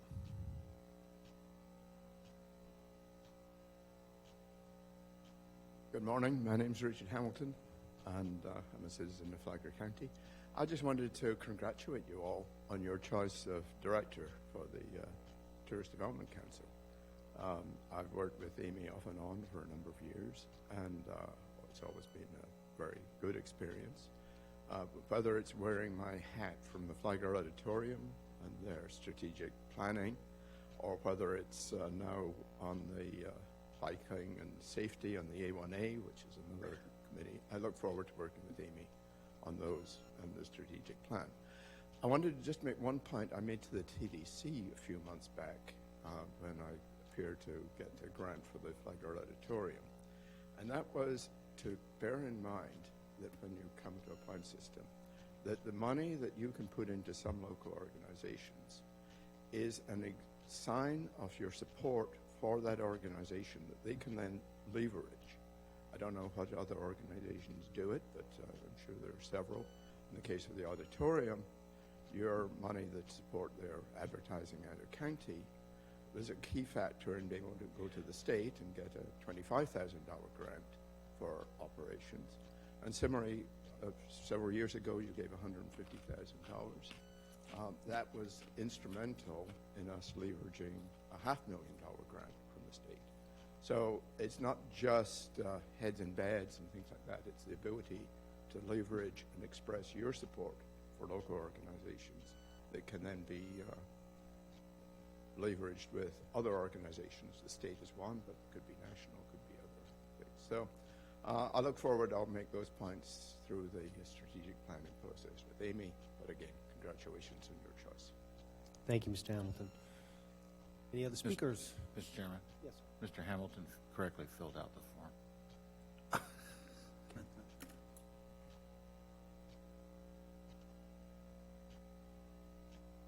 Morning. Morning, sir. Paul Harrington, North Central Avenue. Commissioner Sullivan, Commissioner O'Brien, you're well aware of the struggle we've had with the parking for 15, 16 years in Flagler Beach. Maybe this could become part of the strategic plan. Maybe we could solve that problem and help tourism, the mobility to get around Flagler Beach. Okay, thank you. All right, seeing no one else approach the podium, I'll close the public comment on this item. And I had a comment. You know, the interesting thing, one thing we haven't mentioned that is a part of the county is the Ag Museum. You know, I really think that's a particular area that has possibility for us. They're in that first objective of those ecotourism magnets is the Ag Museum. Last night, myself and a coworker attended their first farm to table event to basically study and analyze, is there something here? Can we create an experience? How can we support them and fill in the holes to create a package in the future? Because agritourism remains to be one of our focuses that we'd like to develop for the future. We as a county fought to get that from Yes. all the other counties in the state, and you know, Kara's doing we got to light it up. amazing things out there. So we wanna support her. one other thing, Mr. Cameron, maybe for a future agenda item or information, can you bring back just some results on the cabins up there at Princess Place so we can have an idea of the activity and how we're doing with those? Yes, I'd be happy to do that. I know it's kind of short term at this point. They haven't been available that long, but. Well, we have moved forward with getting online reservations and so forth, but I'll give you a performance detail. Thank you. All right, I'll entertain a motion. Is our project heading ahead on marine land also for those cottages up there? No, sir, that one is on hold. Okay. Mr. Chairman, I move that we approve the Flagler County Tourist Development Office strategic plan.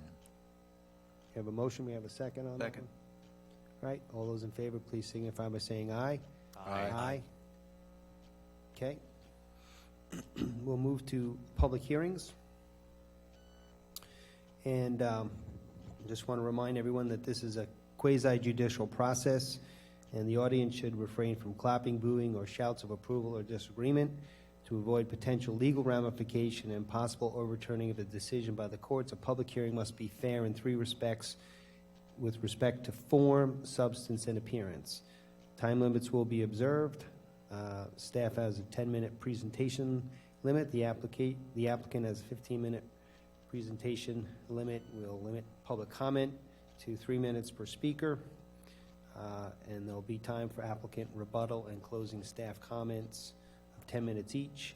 I'm going to open up item 9A, which is a quasi-judicial matter, approval of a PUD site development plan and adoption of specific development standards for plantation-based section 2A-F, unit 13.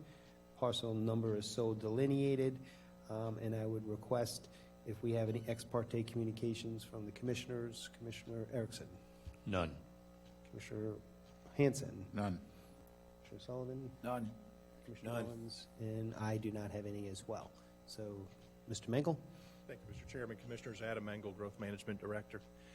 We had several questions at our planning board, and primarily two that mentioned here that are relevant. The first, when we did our notice, it's a very large area that we did the notice for, and folks were asking, where is this exactly located? And this graphic probably shows it best. Unit 13's there, almost in the center of the development. If you see that black line that's off to the left-hand side, the west from that circle, that's the extension of 9A, and that's one of the concerns also, as mentioned, was when is that Bay Drive extension coming out onto US 1?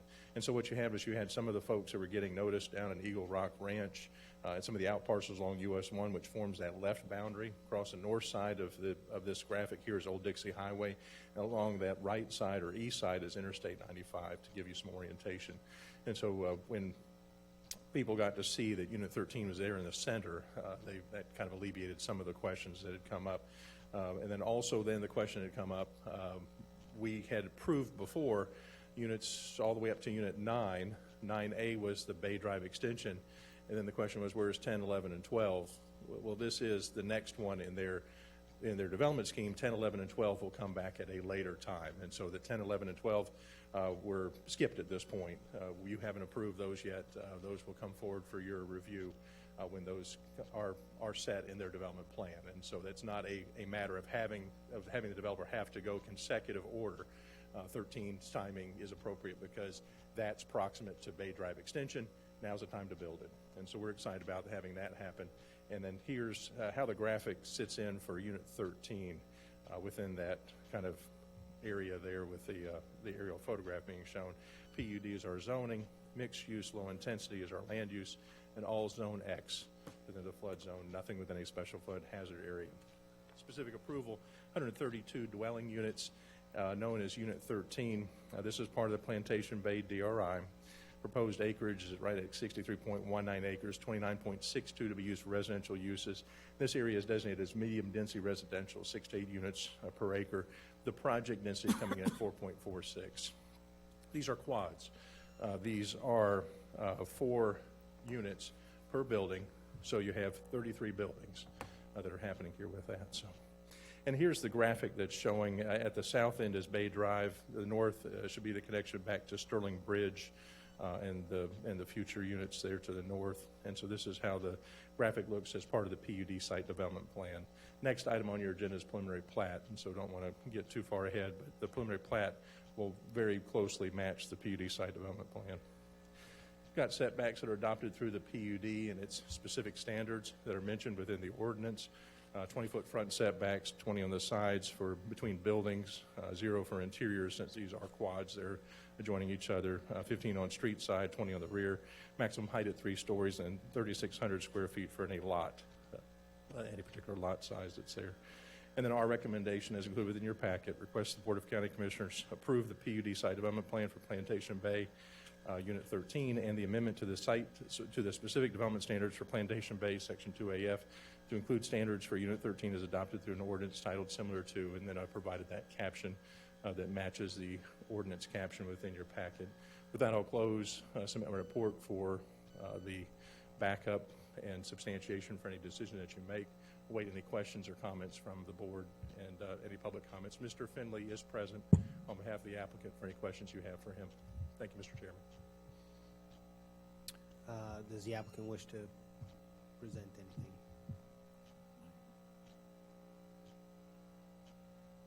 My name is Jerry Finley, Finley Engineering Solutions. I'm the agent for WL Residential Land. Back in 1985, when I attended the original DRI approval at the old courthouse, it was 6,000 units that was approved back then. A few years ago, we had an amendment to the DRI that cut it down from 6,000 to 5,000. Unit 13, as you see it today, is 132 units. The DRI would have allowed 241, so we're cutting density as we go.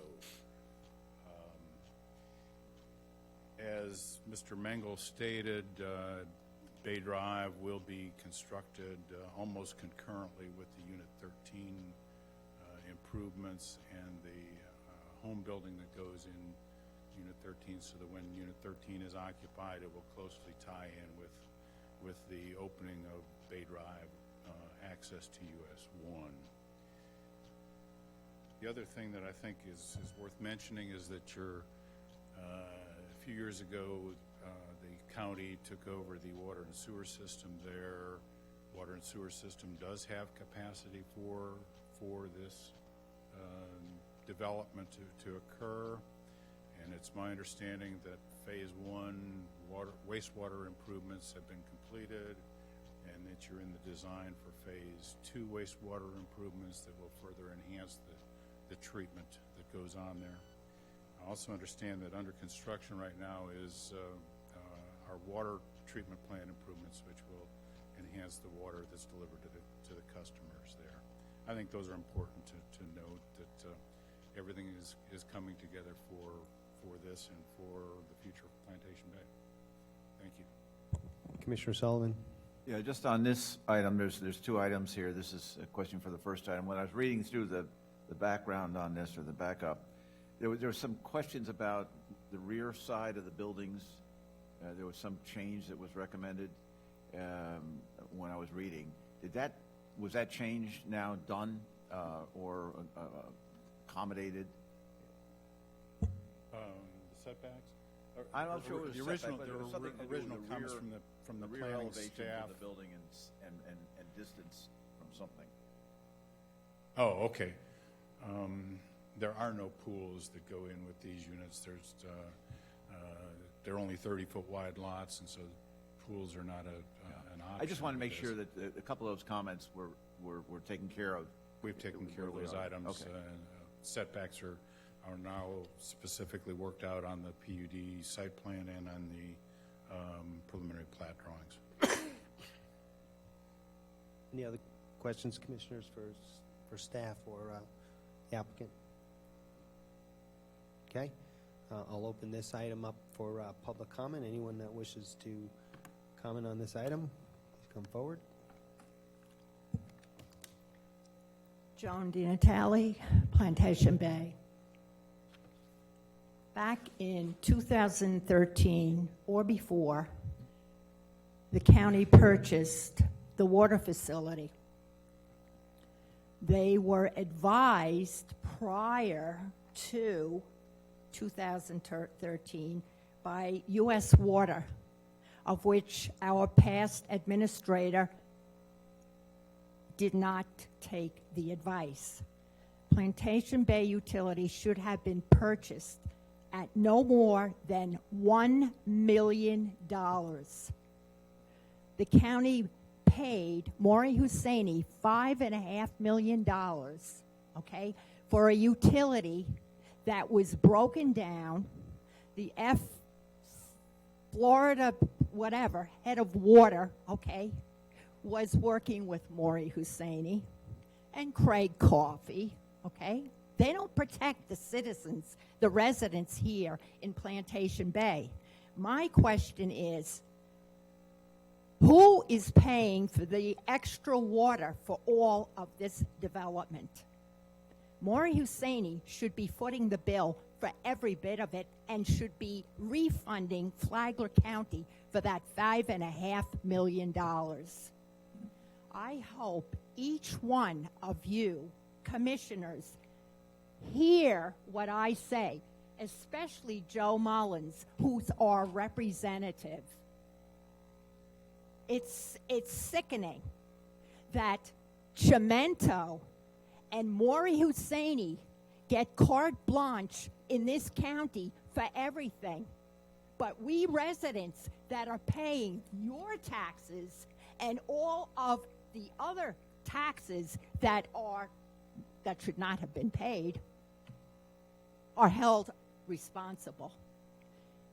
And plus, what the proposal is right now, the driveways on these units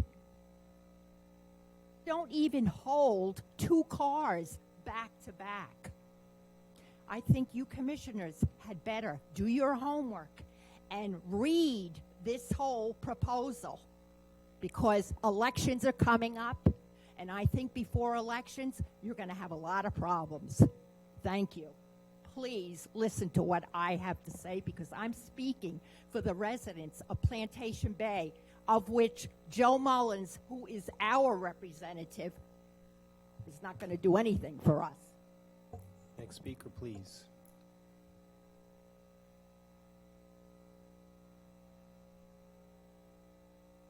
Gentile You'd, I'm a former zoning board member in Miami-Dade County and had a real estate license for 40 years. Although I must say right now, I'm 4 weeks behind in my refresher course. So as of today, I'm involuntarily inactive until I renew. However, I'm a pretty good expert, and I've testified in court. This 132 units, the third entrance must be opened prior to selling any of the units. This bull crap of closely tied means nothing. If we have a fire or a hurricane, we have 2 entrances now for over 5,000 people. 132 units is at least another 300 people. To say that we're working and it'll be closely tied isn't good enough. You cannot approve this unless the third entrance is open, because if anybody dies, it's going to be on the county's hands. Secondly, 20-foot driveways. Plantation Bay does not allow off-street parking. I don't know. I like Adam Mengel, but Adam, I don't know where you are approving 20-foot driveways when people are allowed to drive trucks that are 20 feet alone. I think it's disgusting. I think the driveway minimum should be at least 28 feet. You can't get a truck in a 20-foot garage. Thirdly, there is not one park. Level of service standards requires parks for X amount of residents.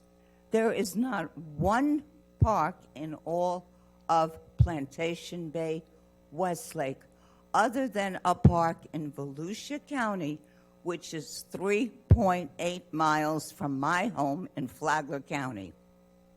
And Joe Mullins, this is your district.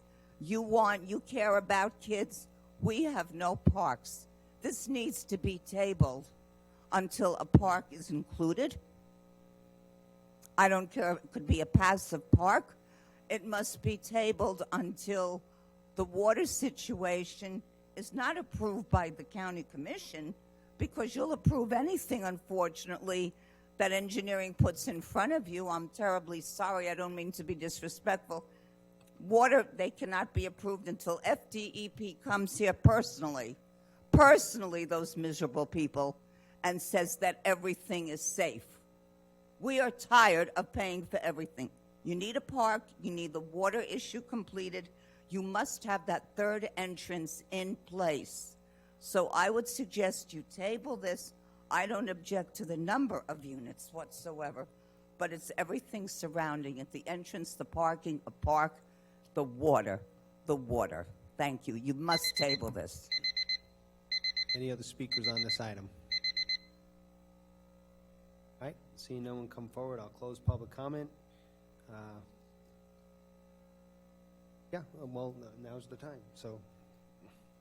I want to say this. As far as the area down there, I've looked at it and been in a lot of hands-on as far as the water, as far as the building, the experience I've had in past building. I don't see any reason that there is a problem with moving forward with this. I do see a very big desire from the community to see more growth, to see they don't want to participate in any personal vendettas or personal issues. They want to see this community move forward and grow. Again, as a commissioner in that district, I don't see any reason to hold off on it. I also see a need, and everything was set up for continued growth down there in Volusia and Flagler. So I think it's very pertinent for that water system and for the neighborhood to continue to see this growth so the bill doesn't go up. Again, I'll reference to Flagler Beach. Flagler Beach had to go up extremely amount on their water utility, and we're going to see that here if we don't continue to see that growth there. So the neighborhood and the community that I've spoken to is very optimistic about seeing it continue to grow. Any other questions or comments, commissioners? Their applicant wish to make any rebuttal? Okay. If not, I'll entertain a motion on this item. Mr. Chairman, I move we approve item 9A, quasi-judicial item for the PUD site development plan and adoption of the Plantation Bay Section 2A through F. We have a motion, we have a second. Second. We have a motion and a second. All those in favor of the motion, please signify by saying aye. Aye. Aye. Any opposed? None. That motion carries unanimous. Okay, item 9B is also quasi-judicial. We've already declared that for this same related item. And this is a request for approval of the preliminary plat for Plantation Bay Section 2AF, Unit 13, parcel number delineated. Mr. Mangle. Mr. Chairman, in this location, as seen before, it's preliminary plat approval with 132 lots. All improvements will be privately maintained by the HOA or the CDD. A little ahead of the utility discussion, that's saved for platting. So PUD contemplates that, but the platting is where we handle utility connections. And so that's why I didn't talk about it before, but we're going to talk about it now. Utilities provided by the county through the Plantation Bay system. TRC comments, got a few that may be outstanding. We did get a resubmittal then from the engineer of record. We're working through those. So we've got maybe a few little items that are holding out with the construction drawings themselves. Otherwise, this is a complete item ready for your review. To go through and talk more specifically about the specific reservations and dedications, parcels A, B, C, and D are for common area or specific purposes, and you have those delineated in your report along with their specific purposes. This graphic and this table that's in your report goes through and says mainly that the county is not responsible for any maintenance of these facilities. So these are either with the HOA or the CDD itself. And then easements also that are in place. And those easements then where specified utilities would include the county's access to water and sewer access for part of that utility mix. And so where you see those specifically mentioned, Flagler County there at your fourth row down for installation and maintenance of utility systems, that's specifically for water and sewer. Otherwise, you've got those reservations made as appropriate in those areas where we're looking for them. This is the survey of the property. It's also included within your packet. And then this is the specific section then from the preliminary plat. And what you figure with this is the final plat's going to come in at some later point and will correspond to this fairly closely. And so this is the document that's then recorded in the public records as a final plat that will then be used for individual sales. And so there's, I think, 4 pages to this in total.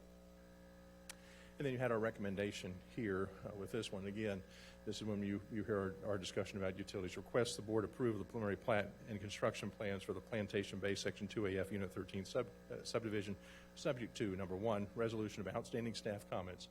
Again, those are related specific to any minor comments on the construction plans themselves. Construction plan approval is part of what you're reviewing now.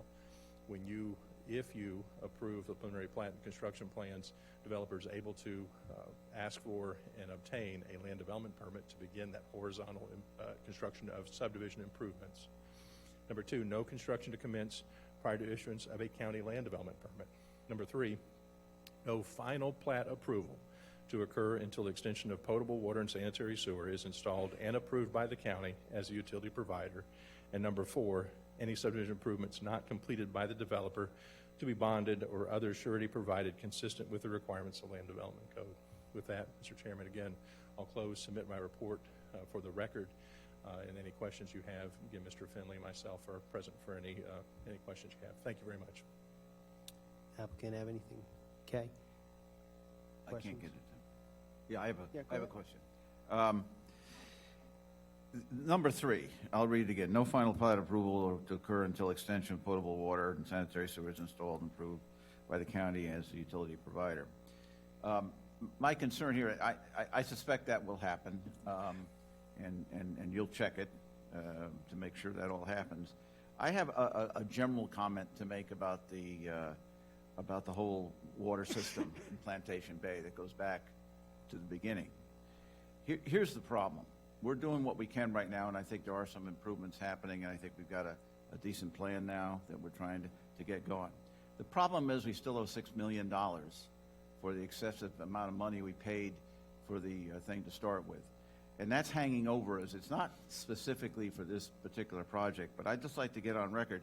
When Mr. Haas from ICI commented here, he was very short shift. Well, don't worry, the water's getting cleaner. We got plenty of room.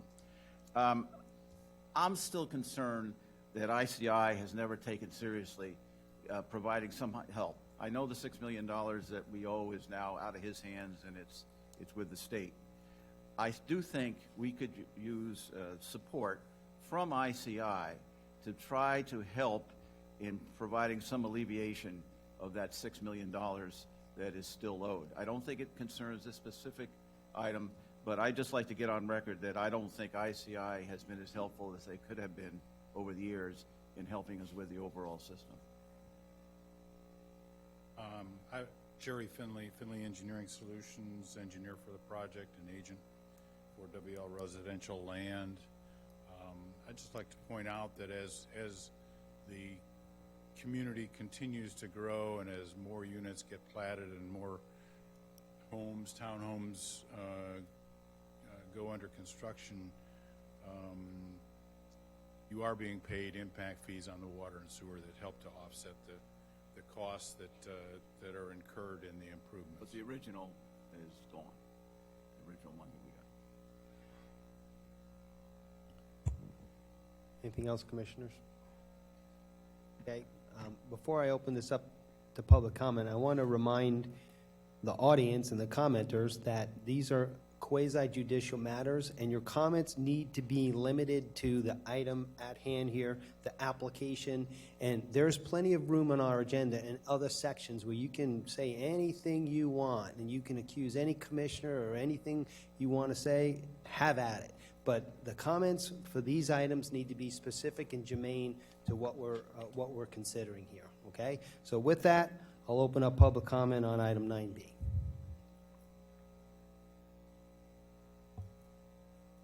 Joan Affatato, Plantation Bay. I want to correct Commissioner Sullivan.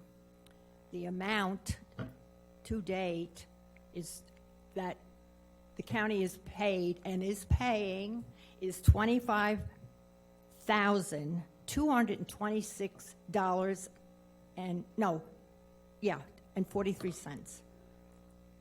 No, million. 226,043 cents to date, okay? And that's excluding the cement tank that we are getting, which is between $3 and $4 million, okay? Emphasis right now, okay, should be put on our water. Who is paying for all of this? We are, the residents of Plantation Bay. And Mr. Mullins, I wish that you would listen to what I have to say, because it pertains to you, my representative, and the residents' representative. I'm getting dangerously close to Okay. declaring you out of order, so we have to stop. Sorry okay? about that, okay? Maury Husseini, ICI should be responsible. I understand he's picking up with each home, he's giving the county a certain amount of money, impact fees, okay? In addition to the impact fees, the damages that have been done that we are picking up, he should be responsible for any additional building in Plantation Bay. Have a little mercy on the residents in Plantation Bay that are footing the bill. I won't be alive when the payout is finished. But let me tell you, it's a ticking clock with you commissioners. I exclude you, Commissioner Sullivan.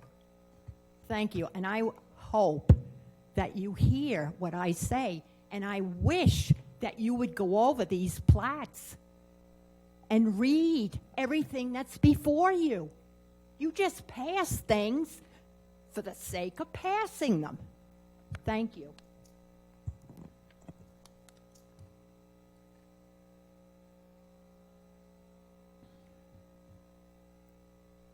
Thank you, Commissioner Sullivan. I believe the $6 million you're referring to was the original loan amount, but there's been millions more spent to unnecessary consultants, et cetera. The thing about the $6 million that really concerns me, and I think you need to hold the developer to the fire. When the county bought the facility, they closed in September, and a consent order, which is still outstanding, was issued by FDEP. Would you gentlemen pay attention to me? I pay your salary. Flagler County illegally accepted responsibility and took a new consent order when FDEP's own rules prohibit a utility from being sold and assigning the consent order to the new owner. Mr. Hadid allowed the sale to go through, which was illegal, because FDEP had no right to allow the consent order to be assigned to us, the new owners. Therefore, the county might find themselves in a bowl of hot water if you don't force ICI to repay the amount that we initially paid them, or clear up every single thing in the consent order that's still outstanding. The other thing you need to table this, I repeat, we have no park. ICI pays not a dime for their construction trucks who come through the roads that we in Plantation Bay and Westlake pay to maintain. They never are, no one is requiring them to pay a bond. They can crack our roads, break our roads, break our water system. Who is taking care of us? They use our roads and they don't pay a dime. We have a separate entrance for construction trucks that we have to pay our security guards to open the gates. So the gates are left open so anybody can come in, and nobody cares. The entrance, the third entrance, must be opened up.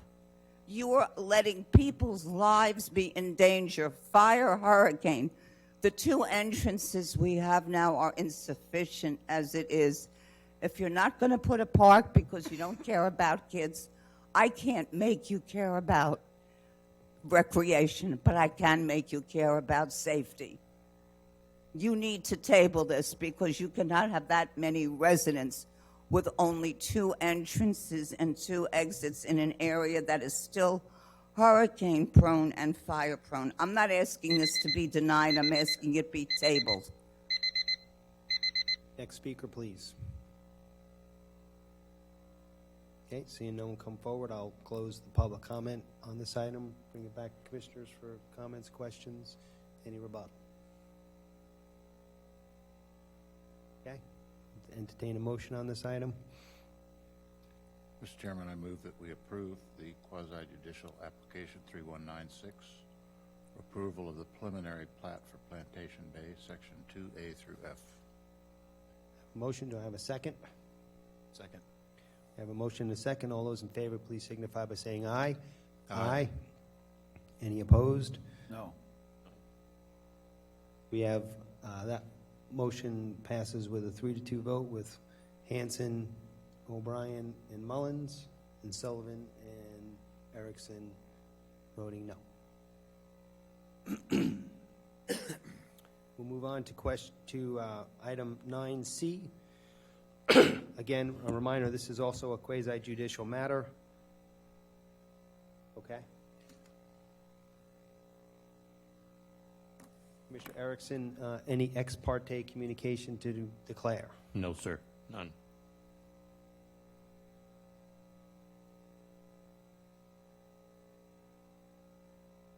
Commissioner Sullivan? This is 9C. Yes, we're on 9C.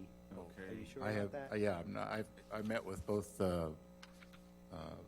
sides of this argument in a meeting last Monday, I believe, Okay. or last Friday, excuse me. Anything for you, Commissioner Erickson? This is item.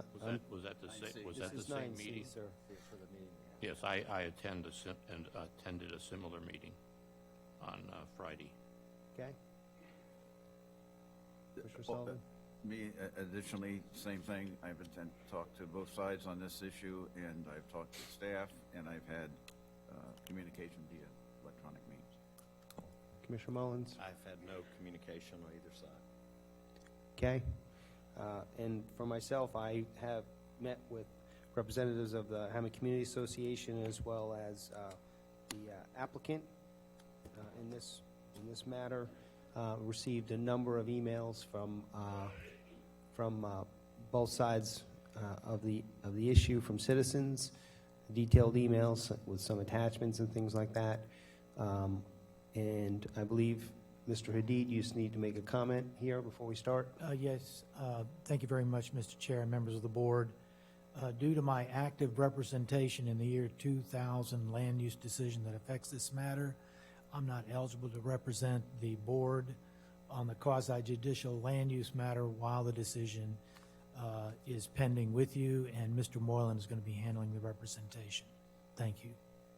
Okay, so this item is an appeal of the Planning and Development Board decision upholding Planning and Zoning Director Adam Mengel's decision, and the appellant is Hammond Community Association, represented by Attorney Dennis Bayer, and I'm going to turn it over to you, Mr. Moylan, to begin the process. Mr. Chairman? Yes, sir. I'd like to add that I also received several emails on this, also, from Okay. both sides. Okay, so noted for the record. Thank you, Chairman.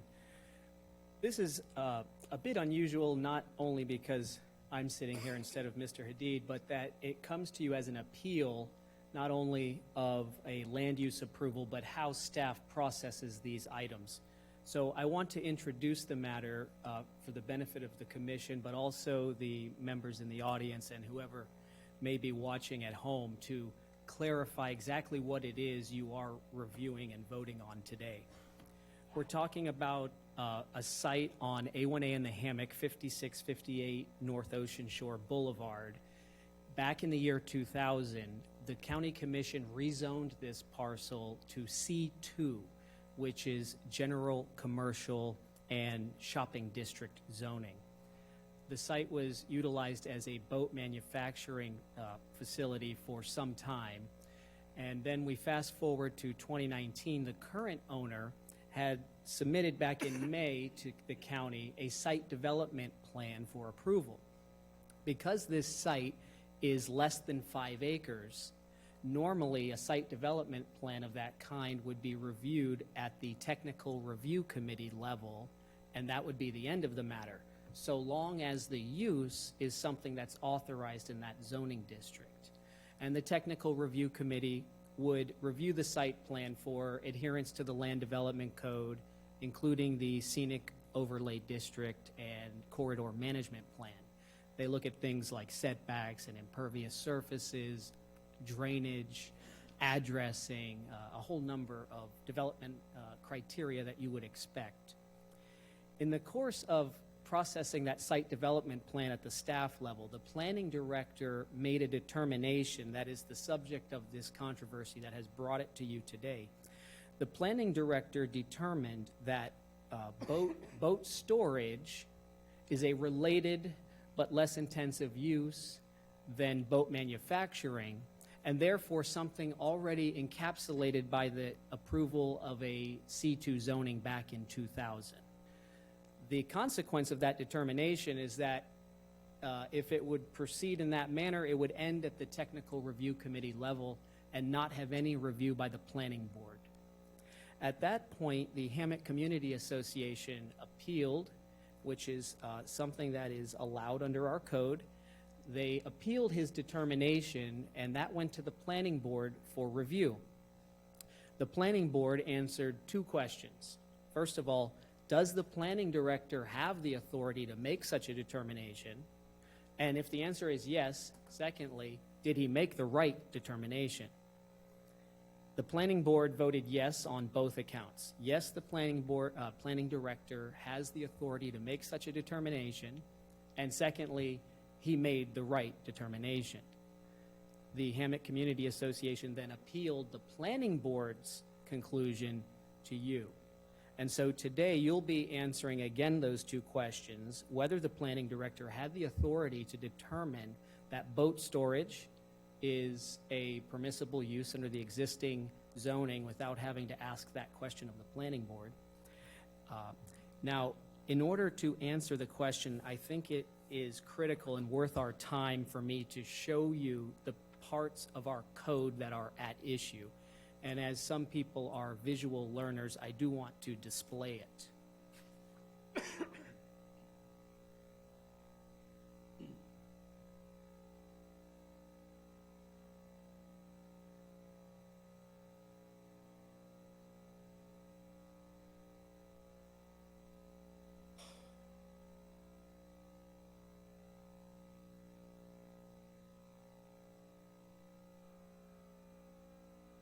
The first part of the code that is relevant is, for the record, 1.09.02, that says, in the event that any question arises concerning the application of regulations, performance standards, definitions, development criteria, or any other provision of this code, the planning and zoning director shall be responsible for proper interpretation and shall look to the county comprehensive plan for guidance. So the code does give the planning director the authority to interpret ambiguities in the code. However, that does not mean that you cannot overturn that decision. You do have the authority to overturn the planning director's decision based on the final sentence in this provision. Now to the heart of the matter, the specific part of the code that is in dispute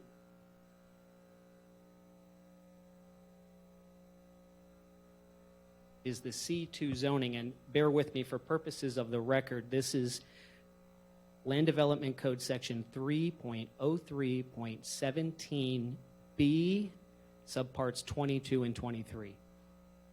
So in this part of our code, we have the permitted uses for, under B, shopping center district, and then there is a long list of possible uses in that district. Then when we get down to subpart 22, it says, other commercial uses of a nature similar to those listed may be permitted upon determination by the planning board. And that is what the Hammock Community Association is pointing to and saying, I don't want to speak for them, but in the record, they are pointing to this as saying the planning board should have made this determination. However, the planning director has said that this section 22 is referring to the long list of shopping center type of uses. But when you go on to part 23, it gets into general commercial uses. This zoning district is both shopping center and general commercial. So the planning director determined that subpart 23 allows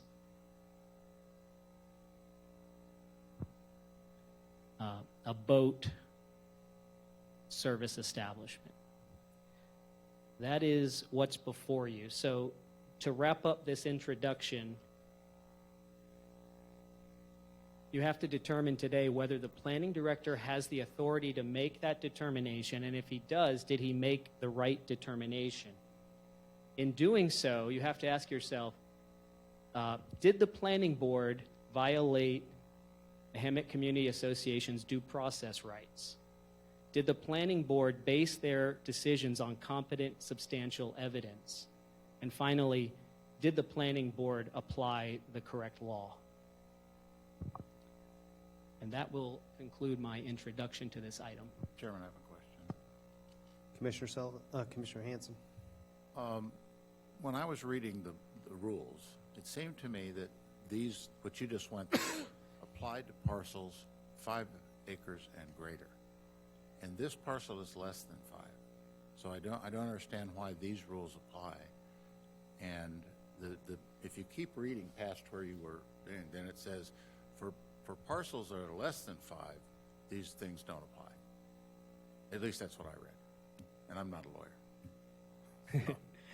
These uses apply to any sized parcel with this zoning.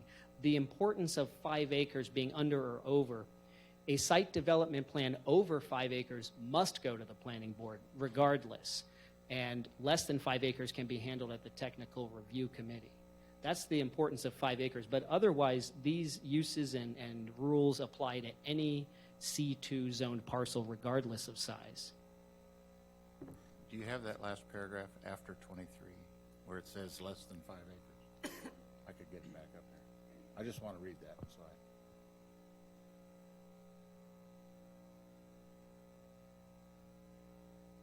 Lots or parcels less than 5 acres require a site plan review by the Technical Review Committee. That is correct, sir. So I shouldn't read into that the rules for the 5 acres or greater don't apply. That's the way I'm reading it, so I'm in error, correct? Right. Okay, all right.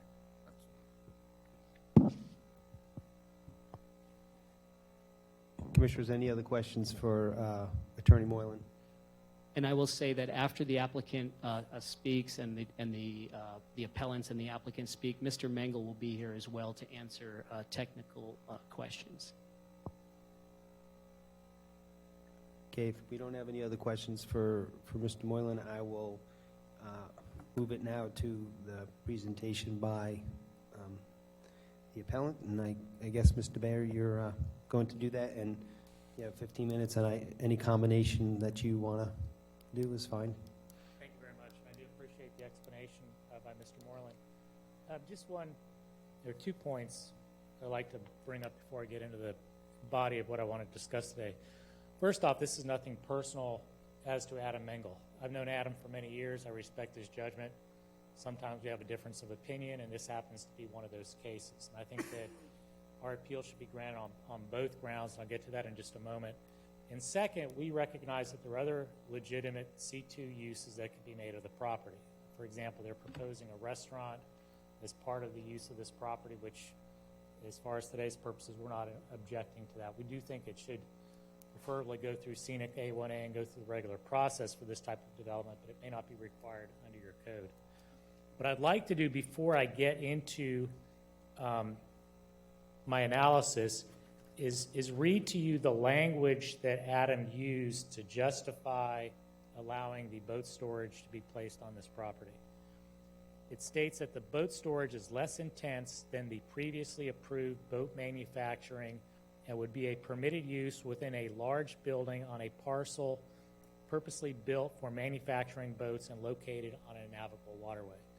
There was no recitation as to floor area ratio. There was no reference back to the Land Development Code as far as what we just heard today, as far as this other section about boat service, and I don't think this qualifies as boat service. And it was referencing back to boat manufacturing. That's why we included in our package the minutes from the 2000 meeting when this was approved, when Mr. Hadid was representing the Hammock Civic Association at that time. We've not seen data to support the decision. Our big question that we have is, does the planning director have authority to decide if boat storage is a permitted use in a C2 zoning category? Our position is that it is not. Under 1.09.02, which Sean put up on the overhead, the planning director is responsible for applying regulations and proper interpretation, but it specifically states in that last sentence that he cannot override responsibilities given to any commission, board, or official. If you look at elsewhere in the code, it talks about that under section 2.07-00, that if you're doing a change in use of something that's not specifically permitted within those list of uses, it has to come to the Board of County Commissions for 2 hearings. So effectively, this, by Adam making the decision and it only going to the TRC, We're usurping the Board of County Commission's authority to determine if, in fact, this is a similar use as to what was approved back in 2000. It also does away with the requirement of the Planning Board and Scenic A1A to deal with issues of intensity, compatibility. This entire collaborative process we've had with Scenic A1A since 2004 will be effectively bypassed as a result of this interpretation. So we think that Adam, again, with all due respect to Mr. Mangle and his professional judgment, was incorrect on that particular issue. So Adam was basically redefining, and Mr. Mangle was defining what was decided for the property in 2000. So, like I said, we have provided you with the minutes from the 2000 hearing in which Jim Morris was the attorney for Newcastle Marine. Newcastle Marine has been out of business for a couple of years. They're now over in Green Cove Springs because at that site they can build more than one boat at a time. This site was limited to one luxury yacht at a time. The minutes were very clear from Mr. Morris. They were doing one boat per year in a range of $10 million. And that's what that shed was designed for when Mark Treywergy had it, because when he started in 1986, it was the same thing, one boat at a time. And I still represent Mr. Treywergy. He's still building boats, but he's up in Georgia now. So our position is that, first off, Adam lacked the decision-making authority here. It's usurping the proper channels that have been set up. But second, his interpretation is incorrect based upon the minutes from 2000, based upon the planning analysis that we provided to you this morning from our planner, Thad Crow, who used to serve on the planning board here. He's worked as a professional planner in this part of Florida for many years, and that there is a significant difference in intensity of what's being discussed under this current boat storage facility because, again, the existing building that is there is completely going away. Parking's increasing substantially. If you look at the report we've provided, there's a 10-time increase in parking. The floor area ratio is an increase of 250%. The number of boat launches per day, there's going to be a 10,000-gallon fuel storage at the property. This is an entire different use than what was previously approved of one luxury yacht at a time. If we look at the actual definition, because the other section that we read under section C2 where Sean was talking about, well, how do you define if it's a similar use or not? You look at the standards that have been provided. If you have just 1 second. Under the Standard Industrial Classification Manual, that's the source that's mentioned in your land development regulations that we go to.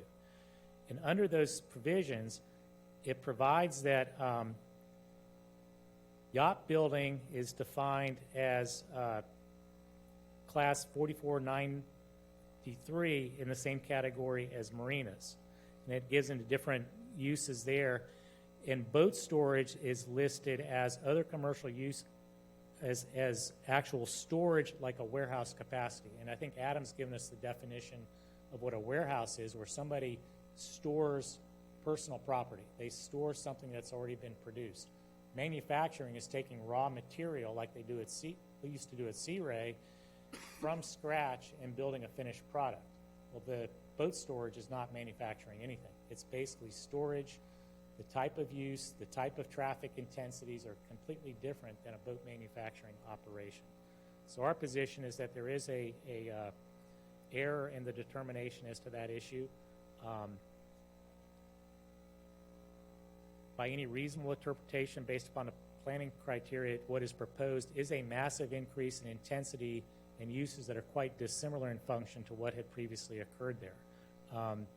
This is a warehouse, and if you look elsewhere under your C2 category, warehouses are not permitted use in the A1A scenic overlay zoning. So for that reason, it's not a permitted use in C2. If it were to go through the proper channels, I think that is going to be a fatal flaw that is there.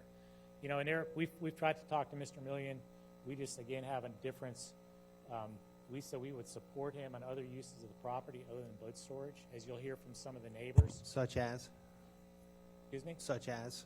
Restaurant, shops. So a restaurant that could occupy the maximum allowed under that zoning and all the parking spaces would not be an objectionable item. A restaurant that goes through the proper planning process on that property is something that my clients have said that they are not opposed to. So we'd have to go through the planning process, just like any other development. But yeah, we understand that restaurant is a permitted use. But one of the other things you have to look at also, because Adam seems to be predicating his determination based upon what happened in 2000. There's that 40-foot strip along the side of the property that remained in a residential zoning category to provide a buffer. And it states in there, no trees will be removed. It will be used to preserve basically the buffer between this property and the neighboring residential. So that's something that's got to be taken into consideration as well, because that strip is not zoned C2, and there were limitations placed on it back in 2000. So basically our disagreement with Mr. Million is just, he said we'll talk about other uses, but he said that he's got to have the 240 slips, which we think is very incompatible given... Not slips, boat storage. Boat storage, correct. Right. Which goes up in the dry lift and things of that sort. But there are other sites in the county that would be appropriate for this type of use. You know, we've got the Sea Ray facility, we've got other locations that a boat storage warehouse facility would be appropriate. So again, if you look at what Adam put in his decision, that it's less intense than the previously approved boat manufacturing would be permitted use within a large building on a parcel built for manufacturing boats. Well, again, the building that he's referencing is going away, and what is being replaced with is significantly larger than what was there before. I would like to reserve my additional time for rebuttal. Thank you. So no more time from anyone else? You're just going to reserve the rest for I'm going to rebuttal? reserve my time. There are some other folks that would like to address specific issues related to the appeal. Okay, Other as speakers. part of the time now or under the They all have the 3 public minutes. comments? Public comment. Okay. They would have their 3 minutes. Yes, Thank sir. you very much. Thank you. Questions, commissioners? No. Okay, we have now time for Mr. Million.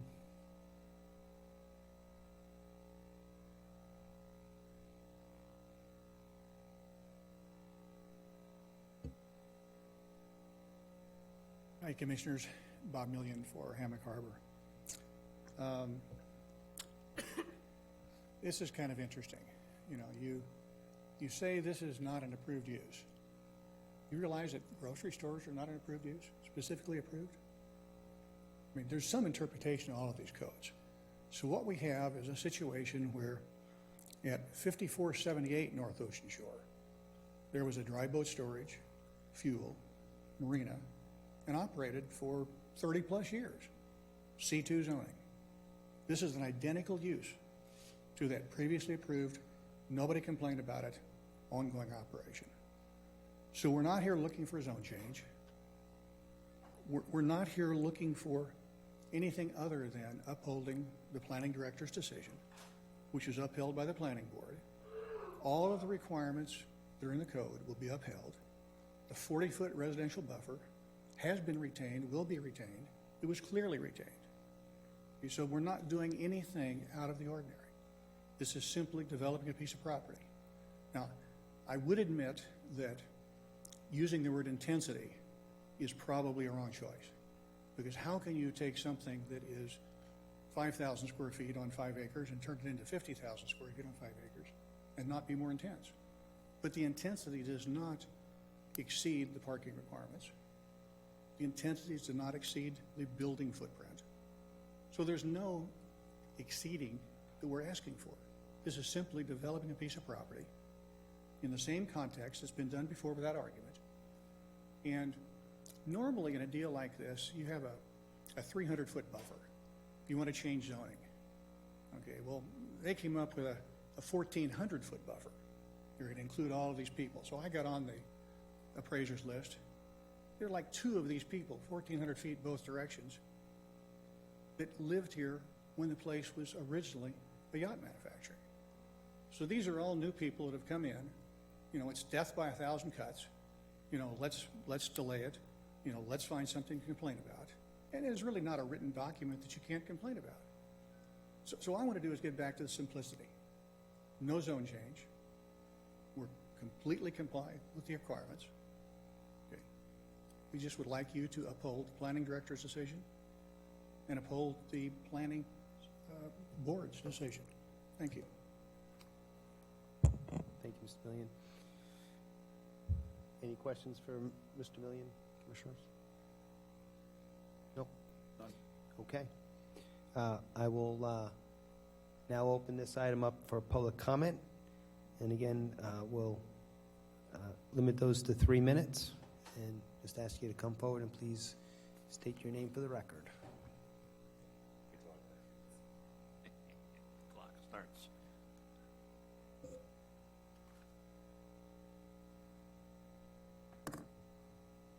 Thank you, Mr. Clark. Yes, sir.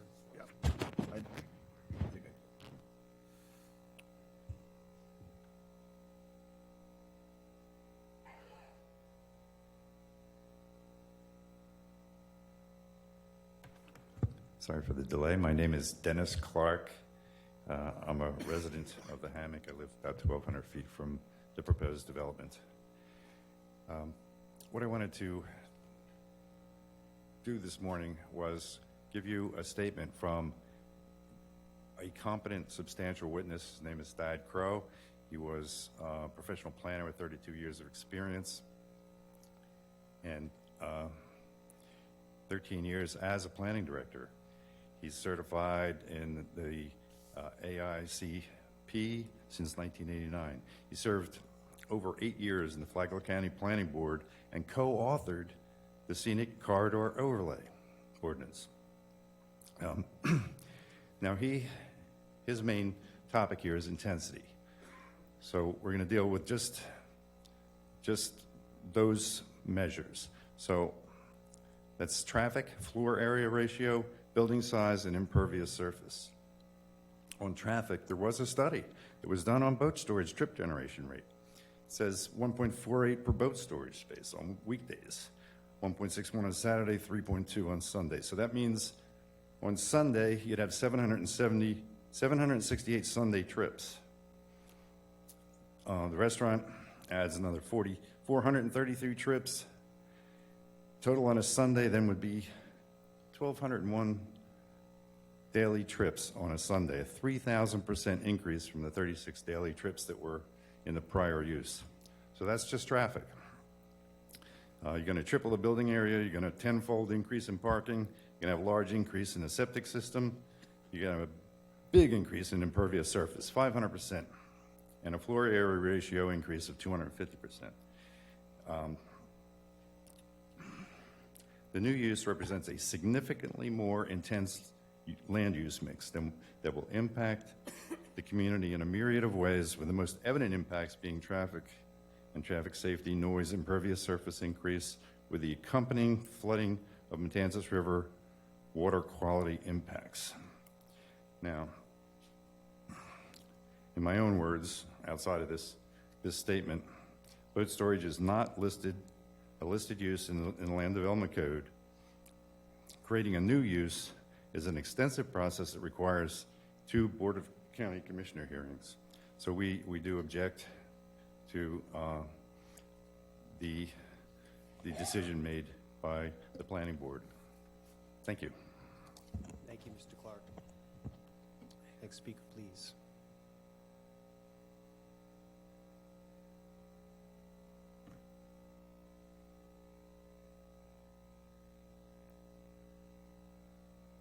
You got it, sir. Thank you. I'm Steve Hatcher. I live in I want to adjust that, Mr. Hatcher, so. There you go. Okay. I'm Steve Hatcher. I live in the Hammock. In my opinion, the Scenic A1A ordinance, which was enacted in 2004 after the enabling act, the C2 rezoning applies because it supersedes all ordinances that may conflict with the Scenic A1A ordinance. It applies to all new construction and it applies to new business use. I believe that the planning director and the planning board erred in their determination that this was an appropriate project. Regarding similar use, the planning board determined that yacht construction and boat storage are similar uses. This is a picture of the last yacht produced. It's massive. Constructing this large yacht is completely different from storing small pleasure boats in a 3-story building. It's like saying an automobile assembly plant is the same thing as an automotive parking garage. Regarding intensity, there's been lots of discussion about the increase in the FAR ratio, the increase in the pervious area ratio. There'll be about a 10-fold increase in vehicular traffic based on the 10-fold increase in the number of parking spaces. There'll be a significant increase in boat activity and boat noise in a very narrow section of the intercoastal waterway. And there'll be the noise from the use of a very large forklift required to elevate the boats up and down a 3-story building. Warehouses are prohibited in the scenic A1A corridor. The planning director said that this is not a warehouse because warehouse involves trucks coming and going. Subsequently, he gave a dictionary definition for a warehouse, and it does not say anything about truck activity. It's just a matter of storing things. Further,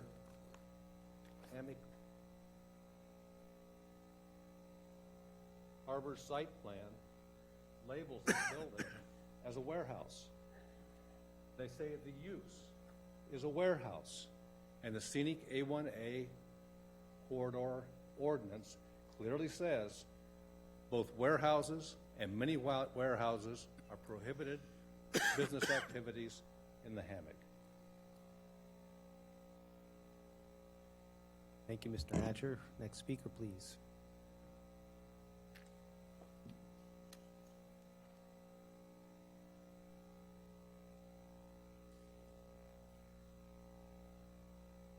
Good morning. Morning. My name is Jody Bollinger. I live at 5648 North Ocean Shore Boulevard.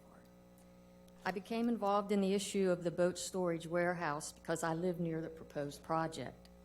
I do not relish the thought of being bombarded with noise from a huge forklift truck and its beeper, or from the boat and car traffic it would produce. I do not look forward to having my view of the intercoastal marred by a huge unsightly gasoline storage tank. The view from my front porch would be the side of a 40-foot tall warehouse. But I've come to look at this project as more than just about my personal space. It is an attack on the vision set forth for the hammock in the Land Development Code, the Future Land Use Map, and the Comprehensive Plan. First, and you've heard often, the Land Development Code prohibits commercial warehouses in the A1A corridor. There is no definition for warehouse in the LDC. However, Section 3.08.01 sends readers to their customary dictionary meaning for words not defined. The following definitions are from the Cambridge Dictionary. Commercial, for making a profit. Warehouse, a large building used for storing goods. Goods, possessions that can be moved. Now, you can spin the definition for warehouse however you wish, but the spirit of the code is such that a huge, unsightly building, such as a warehouse, that is not in accord with the A1A scenic corridor, especially ones generating noise and an untold amount of traffic. Second, the current future land use map designates the land across the intercoastal and across A1A from the parcel as conservation. The designation of the parcel itself is still R1 and mixed use, low intensity, as are the parcels to the north and the south. A boat warehouse is not compatible with the FLUMS vision for the area. Third, the proposed project is in stark contrast to many of the policies and objectives stated in the comprehensive plan. Objective E.3.32, maintaining scenic routes. Flagler County shall continue to maintain designated scenic routes and shall continue to protect areas by establishing a scenic road system in order to preserve the coastal area's natural beauty. This is just one example of many. The LDC, the FLUM, and the comprehensive plan all speak to the vision established for our county's A1A corridor, and the LDC codifies that vision. Thank you, gentlemen, very much. Thank you. Next speaker.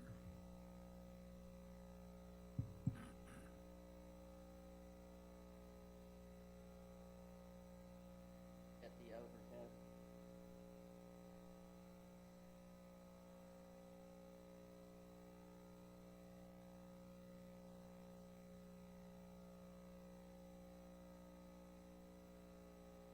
So this was actually taken from my home, so. Good, let's see, are we in the morning still? Good morning, Mr. Chair and Commissioners. Thank you for being here and for serving us. My name is Kathy V., and I own the property immediately to the north of this proposed development. And I'm here to urge you to uphold your ordinances, specifically the A1A Scenic Corridor overlay, and to protect me and my neighbors' land rights. I'm asking you to use common sense. This proposed development, specifically the boat warehouse, does not fit into this residential area or the A1A Scenic Corridor. And I want to give you two reasons that I believe this to be true. And as one commissioner earlier said, I want to provide you with facts. First, the property in question lies within the A1A Scenic Corridor. I don't think that's up for debate. And commercial warehousing is prohibited. Common sense, which I have found over the years isn't that common, tells us that a warehouse is nothing more than a building in which you store stuff. The developer on his site plan calls it a warehouse. The Flagler County property appraiser calls it a warehouse, and now we're supposed to believe that it's not a warehouse. When someone builds a warehouse to store stuff in, such as boats, and they make money off of it, it then becomes a commercial warehouse. A commercial warehouse is prohibited use in the A1A Scenic Corridor as stated in your ordinances. Second, it was never the intent of the County Commission to have intense development on this site, especially on Lot 41. In February 2000, the County Commission made a zoning change to Lot 41, but a strong wording in order to minimize intensity on this mostly residential area. I didn't hear this mentioned earlier from the county attorney, but perhaps I missed it. Two of the lots were already zoned C2. The BOCC at the time was asked and ultimately approved a change to the third lot, which is right next to my house. They changed it to residential and C2. The critical piece of this decision, though, is reflected in those BOCC meeting minutes from February 21st, 2000, and I quote, Lot 41 will be used for stormwater retention, access driveway, and buffer areas. The single sentence says it all. But if you read the entirety of the meeting minutes, you can see that there was great care taken to protect residential property owners and preserve the natural environment in the hammock. It was never intended to have a large boat warehouse with a forklift running 12 hours a day and over 100 paid parking spots, which will primarily be on Lot 41, or a restaurant that will be 60 feet from my property, and you can see that in the photo. That's taken from my window of my living room. In this photo, you see how close it is. And the restaurant will be even closer than the warehouse. I could probably place a to-go order without even using a phone. There's absolutely no reasonable argument that the proposed development is less intense than what was approved by the County Commission in February 2000. Trying to slip this development in between a primarily residential area is like trying to put a round peg into a square hole. The only way to make it fit is to change the shape of the square, or in this case, destroy the residential nature of the hammock. Please, I urge you to adhere to your oath and uphold your ordinances and grant this appeal. Thank you for your time. Thank you, Mrs. B.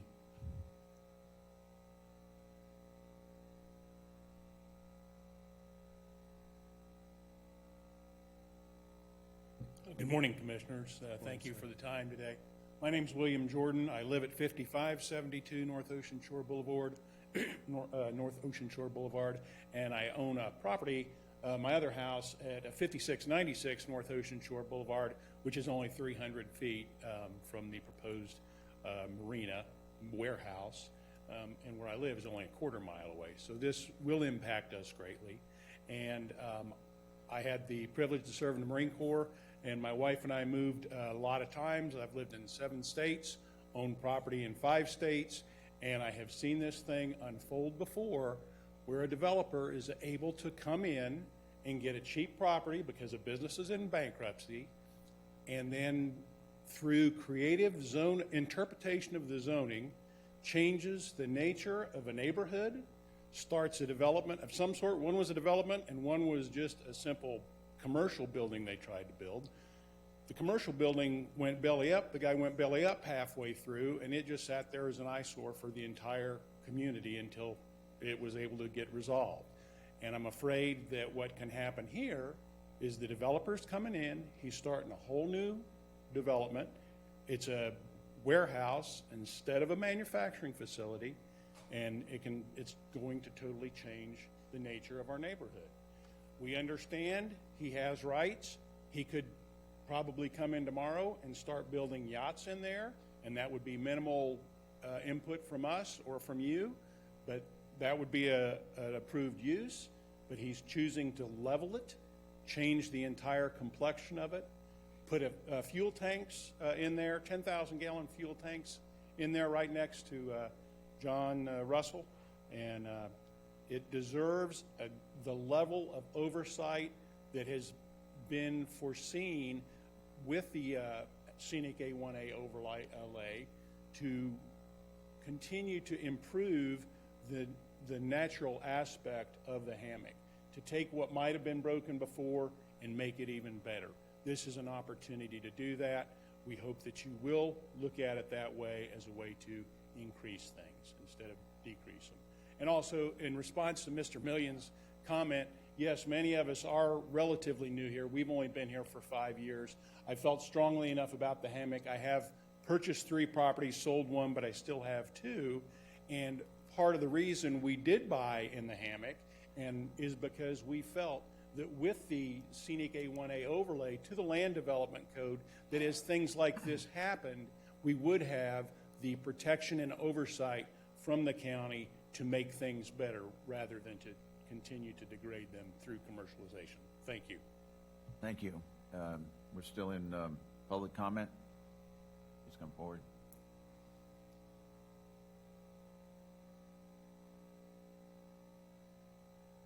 Good afternoon. I'm John Russell. I have the property to the south of Hammock Harbor. And I'm here today to change your mind about boatyards. We've lived next door to one for 35 years, the same location. I helped build Treorchy Yachts. I can tell you they were a credit to the hammock.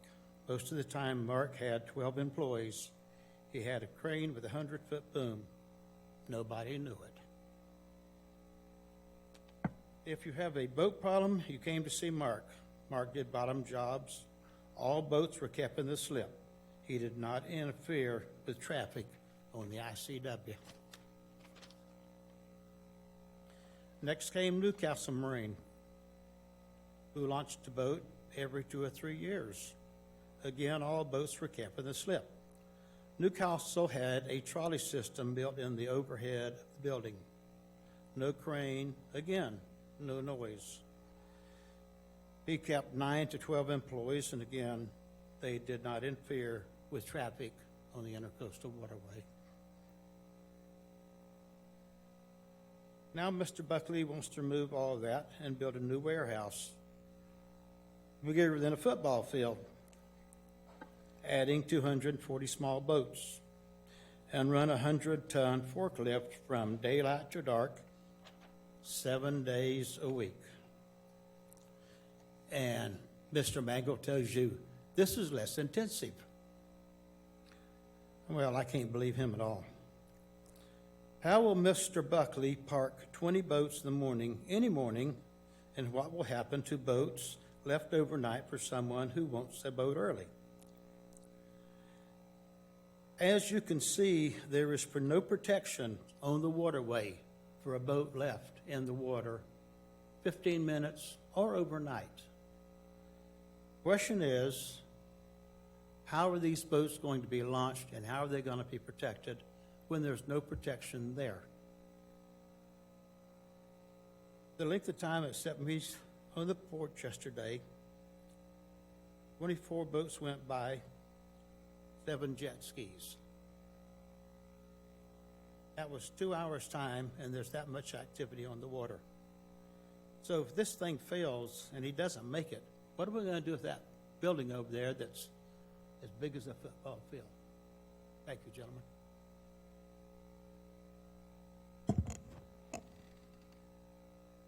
Next speaker, please.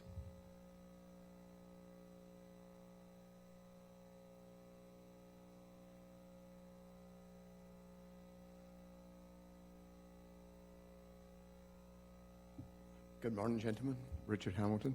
I'm a resident of Hammock Dunes, so you probably wonder, what on earth am I doing here? Because I've got my own buffers. I've got my own boat storage, but that's only one boat. But the scenic A1A to me is very important as a part of the value of my property in Hammock Dunes, and I want to see that protected. And I cannot imagine that in all the time I've been here, over 30 years, that the concept of what's being presented here was ever potentially envisaged within the scenic A1A regulations. A building with the footprint of this building on that lot. Now, I've also got to say I have a certain amount of interest because I own commercial property. I own 6 acres of C2 zone property on the A1A, which I've been sitting on for 25 years, trying to work out whether I should just donate it as a park or do some development. So as a property owner, I'm very, very enamored with the value of allowing the maximum density I can put on that property. And so I'm away speaking against my interests in urging you not to approve this, because at some point, I or a successor maybe want to do some more on this property. But it just doesn't seem to me the right thing. Now, I know you've got judicial things to work out what's the wording and not the wording. You can't just go by the gut feel of whether it's right or not. But I would like to read something that I just came out with my work on the scenic A1A bike path. And that's back in 2006, when this corridor was being preserved, the state was approving it and the National Byway was approving it. There was a 5-year plan update produced, which said, basically, at that point, 2006, a grocery store and bank have now opened at the corner of 16th Road and A1A. Developers went to extraordinary length to preserve major index trees, buffer the building from the roadway, and adopt an architectural style consistent with an old Florida coastal experience. The result should serve as a model for commercial development in an environmentally conscious and fragile coastal region. In a way, I don't know how many of you know Rosemary Myers, who was the owner of that property and who was behind those extraordinary efforts to preserve it. And so the community has a Publix, it has a bank, and it has something that doesn't intrude on the coast. So maybe that's all. I'm running out of time. I just wanted to say that. Maybe the thing here is that boat storage is not a single entity. Maybe there's low-density boat storage and high-density boat storage. Perhaps that's something to consider. Thank you. Thank you, Mr. Hamilton. Any other speakers on this item? Okay, seeing no one approach the podium, I will close public comment. Well, hold on, sir. We're going to get to that. You have rebuttal option. I just didn't know if you want to go in the public comment. All right, Mr. Bayer, I apologize, Attorney Bayer. My request would be that I be permitted to speak last, since we are in fact the appellant. So if Mr. Millian has a rebuttal, then I would like to follow up after him. Yes, sir. Thank you. Okay.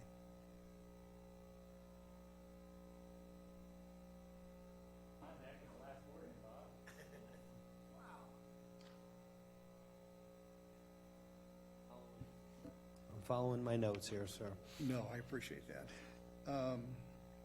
A couple of things. The huge building meets code. The parking meets code. Now, I take exception to the expert planner that calculated 1,200 trips a day. I'm probably the only guy in here that's owned both a boat manufacturing plant and a dry storage facility. I built one in St. Augustine. that has 340 boats. The biggest day we had was Memorial Day this year. 62 boats went out. How do you get 1,200 trips? Now, that guy was testifying something about the Florida Keys. Maybe it's different there. But I have never seen that. Now, the reason that the warehouse designation was on the planning is that no one really knew how to calculate the parking. So they said, we have to call it something, because your parking code has parking requirements for residential, they have parking requirements for certain things. And so we were trying to figure out, this is going to be, it's going to have a restaurant, it's going to have some retail shops in it, it's going to be a mixed-use facility, and you've got to be able to park it. So they said, okay, it's X number of square feet, there's a car for every 1,000 square feet. That's where it came from. So basically, what I'm saying is that if this was a situation where you call on the expert planners and try to convince you that it's a good thing, I'm again involved in something that an international planner named DPZ is doing, and it involves a boat storage. DPZ did Celebration for Disney. DPZ did downtown West Palm. They did a couple of things up in the Panhandle. So these are internationally known guys. You've got $1 million houses within 60 feet of a boat storage. I think it's all how it's designed, how it's put together. I think they're overestimating the noise. I think they're overestimating the problems with it. So I can tell you is that I'm not here to offer an expert opinion, but I do believe that I'm qualified to tell you that I've built these things, I've run these things, and the problems are not what they say. And so, the physical size, that's code. The parking, that's code. So the question is, there was a pre-existing use within a mile of this site for 30 years and nobody complained about it. Still there today, and you could go open it again today. So why is this one different? So again, I ask your support. Thank you. Thank you, Mr. Million. Attorney Bayer. Good afternoon. I will try to be brief in my comments. A use that was approved 30 years ago is not really relevant to your consideration. Got to be on that mic too, Mr. Bayer. So I don't know what happened 30 years ago at the other property they talked about, but what we have here is a particular site, and if you look at the C2 zoning, the first section, if you look at the permitted uses within the shopping district that we were talking about, no boat manufacturing, no boat storage is allowed under that section. So then if we go to the section 22, where we talk about other commercial uses may be permitted based upon a determination by the planning board that such uses are appropriate. So what I heard today for the first time from Mr. Moylan is that really what Adam was looking at was under 23F, that this is similar in use to boat, mobile home sales, and service establishments. I believe that's what your assistant county attorney said this morning. The problem with that interpretation is if you go to the next page, prohibited uses in the A1A scenic corridor, if you look at paragraph 6, prohibited use is establishment for sale or repair of motorized boats, excluding canoes and kayaks. So if they want to store canoes or kayaks here, we have no problem. But it's a prohibited use, so you can't compare a prohibited use and say this is an acceptable use. The other part that's prohibited are mini warehouses and commercial warehouse. Their own application said that the most consistent use that they could use for determining parking requirements and some of the other parking requirements is warehouse. By definition, it's more similar to a warehouse than it is to manufacturing, but regardless, manufacturing is not allowed and warehouses are not allowed. So with all due respect to Mr. Million, this is just the wrong spot for what he wants to have with these 240 slips. If you look at the analysis that we gave you, of 240, storage units, from Mr. Crow, it was fairly conservative given he didn't count all 240 boats would be pulled out every day during a holiday weekend, but he said when you added that in, if you add that in with a restaurant on a Sunday, a busy Sunday, that's going to generate that initial traffic volume, of 1,200 Sunday trips, including employees and other impacts that will occur at that property. I've been around boats all my life. Raised in a Navy family, I've worked boat building, I've kept boats and dry boat lifts. I know how busy they get on the weekends. And this is just not, first off, it's not allowed by your code, but second, it has no similarity to the use that was there before, a use that is no longer vested. So I think your determination needs to be based upon the specifics at this location, not what may have happened 30 years ago at another place in the Hammock. Thank you very much. I do appreciate your consideration this afternoon. Thank you, Mr. Mayor. All right, commissioners, questions, comments? Well, I think it boils down to interpretation of if it's a warehouse or not. I mean, that's pretty simple. Is that most of the arguments I heard today were pretty bogus, I got to tell you. The driving in and out, the number of trips, that's bogus. I went down and watched I've been down to look at the boat storage unit down in the Ponce Inlet, and the most I saw was 3 boats moved in an hour. So all those boats aren't going out on any given day. Maybe a handful will go out on any given day. So that intensity is bogus. I think it's unfortunate that Mr. Mengel used the phrase less intense, because I don't see that at all. I think it's got to be more intense than having 12 workers, and now you're going to have a restaurant and a boat storage unit, which you might get, instead of 12 employees, you're probably going to have, 50, 60 comings and goings a day. The noise issue, I don't think that's a valid concern either. Those things they run on propane and they're not very loud.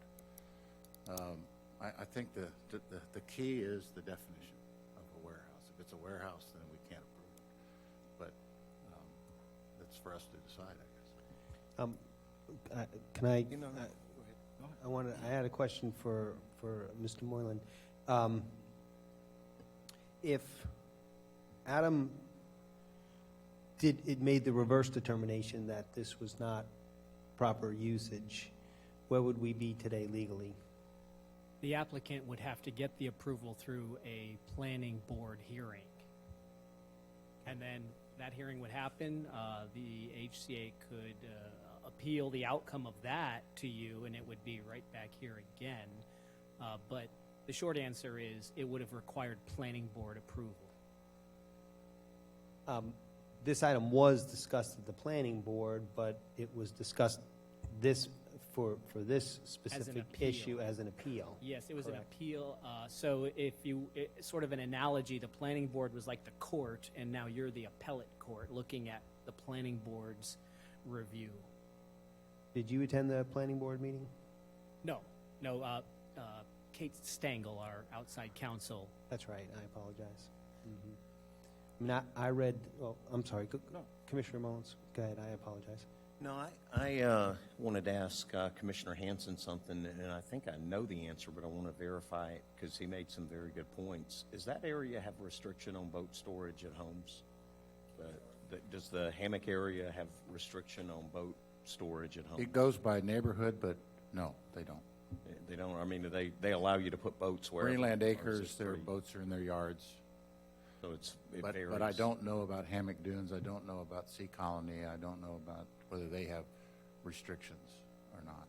Because I've seen, if they've got restrictions, I mean, they need a boat storage place, and I've seen most areas like that have boat storage to kind of clean it up and organize it where you just don't have them sitting everywhere. So I think it would be a positive thing. Yeah, I agree. I've asked a lot of residents, and they say boat storage would be great. I've talked to just people on the street, just ask them, what do you think? And they think boat storage would be great for the hammock for what you say. Yeah. Same for the reason you're saying.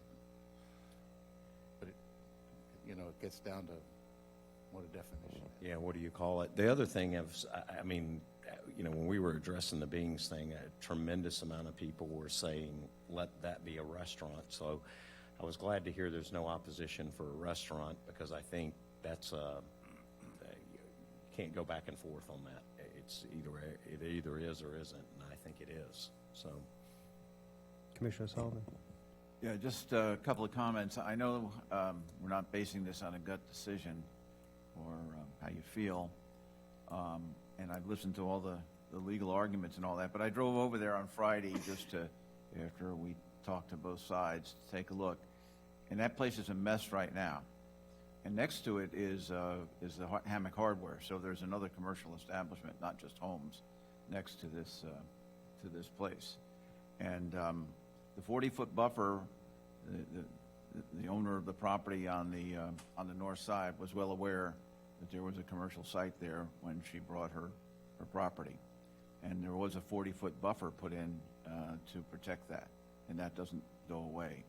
But my gut feeling is that this will look a lot better than the way it looks right now. It'll just be an improvement in the hammock, not a detriment.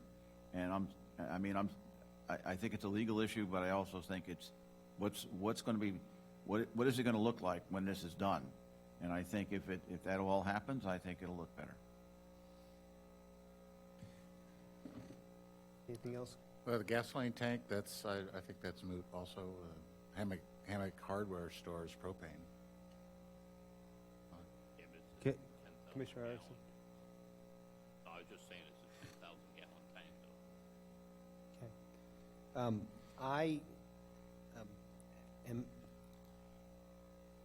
Okay. I'm struggling with the idea of the term warehouse, but I think a mini warehouse is very clear. That's a warehouse that stores household goods, business inventory, and commercial warehouse.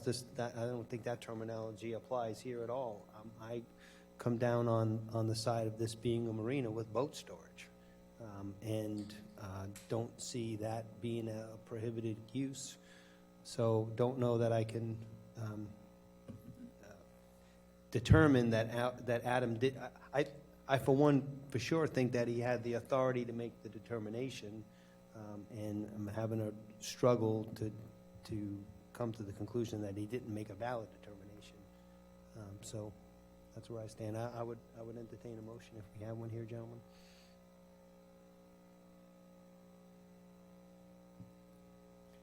I would entertain a motion here if we have no other discussion. Supporting or denying the appeal.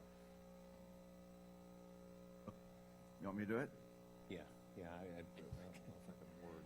Okay, I make a motion to, in regard to item 9C, quasi-judicial item, to deny the appeal of the Planning and Development Board decision upholding Planning and Zoning Director's decision, appellant, Hammock Community Association agent, Dennis Baer, and the project numbers. Nice second. We have a motion and a second. We'll call the question. All those in favor of the motion, please signify by saying aye. Aye. Aye. Any opposed? That motion carries unanimously. Okay. Let's see. Next item is County Administrator, additional reports and comments, and we have County Administrator report. Yes, sir. Staff will hand out a late resolution that came in to me from the city of Palm Coast to get support for your for our legislative agenda to support the UNF medical school that we want to put in over at the town center, and it would be a tremendous boon to this community if we were able to actually get that, and it would have long-reaching effect on our progress and viability. So it did come in late Friday and not in time to get on the regular agenda. They need it because of discussions with the legislative delegation and working with their lobbyist. So I brought it to you for your consideration. Attorney Hadid has reviewed it for form, and we would like to get some action on it today, and I would like Mr. Hadid to tell you the best way to do that.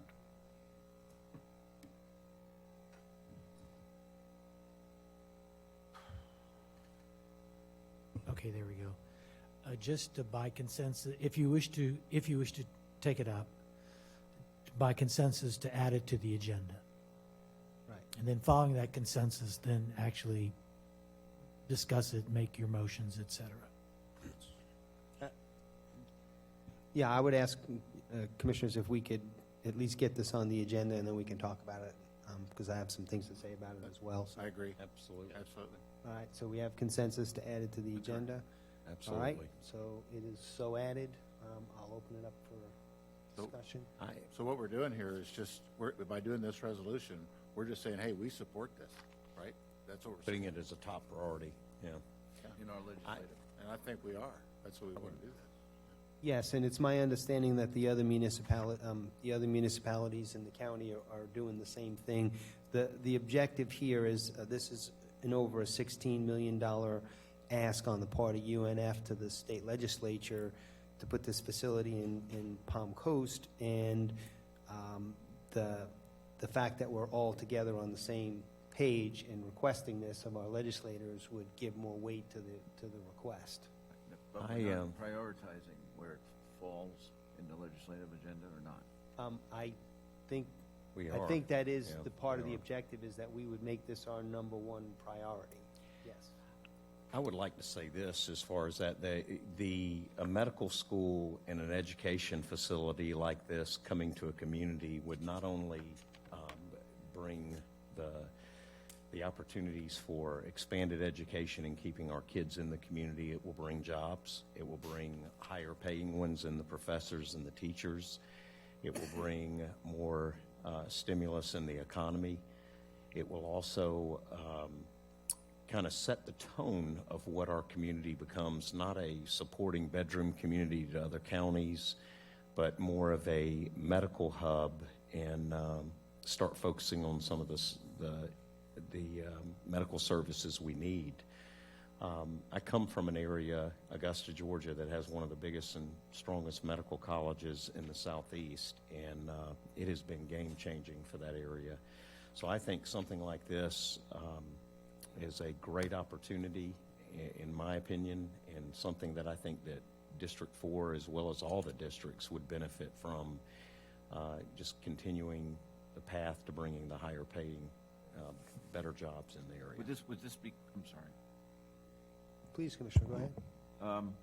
Would this be considered a project or a policy decision? Well, for us, it would not be a project. It would be support of the legislative budget request for the Board of Governors for the university Yeah, system. and that's important to me here, because I don't know if we've finalized our legislative list for the coming year, and I'd like to see the projects, and so it's not going to be in that part, it'll be in more our policy position. I think the request from, and Mr. Cameron could correct me if I'm wrong, but I think the request from the city is that, and the feedback we've gotten from our legislators is that there's not a whole lot of money to be had on other projects, and if we forego other asks in favor of this on a one-time basis for this year, that's, I think, what the request is here. Yes, sir. In discussions with other jurisdictional city managers and staff, is that this is probably, if we're able to accomplish this, the biggest thing to happen to Flagler County since ITT. Absolutely.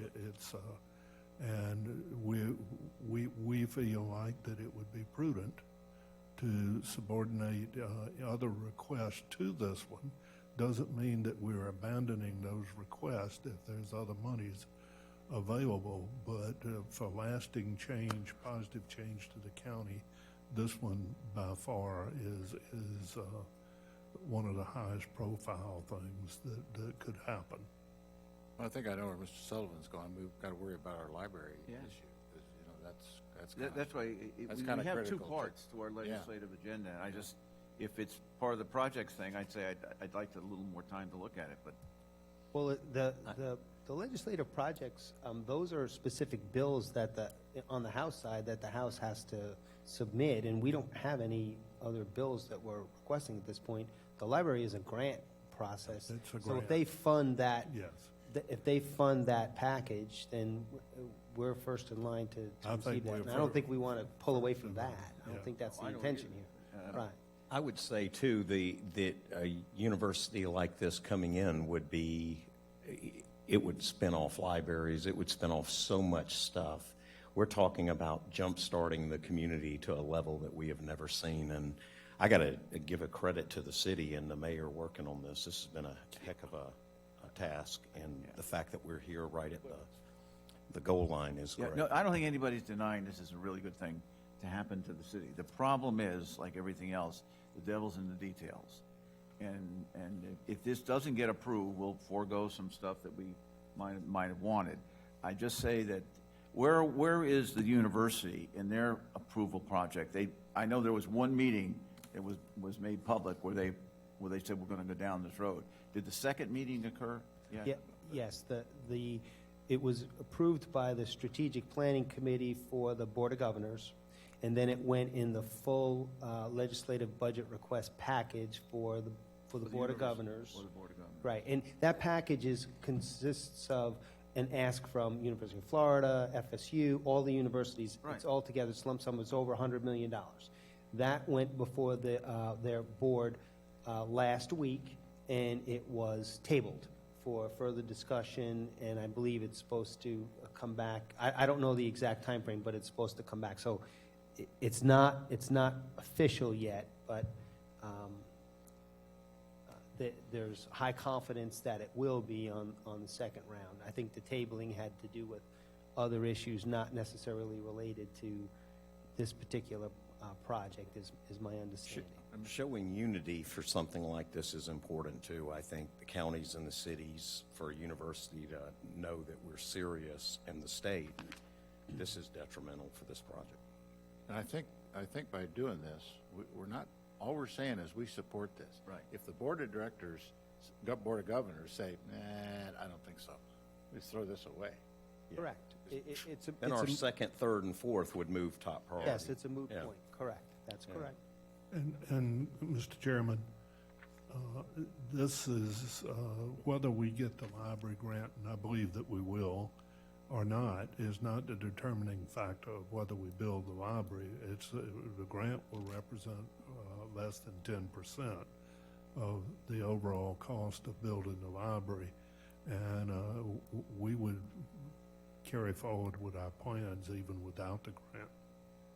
Just one more, just quick question, Mr. Chairman.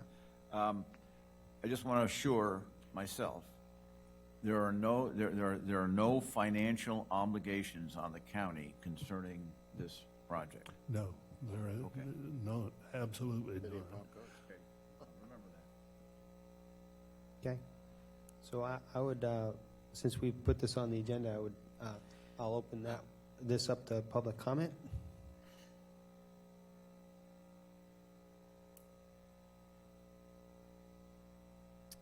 All right, seeing no one come forward, I'll close public comment on this item. With the library, how many people are really using a library today? Everything is on the computer.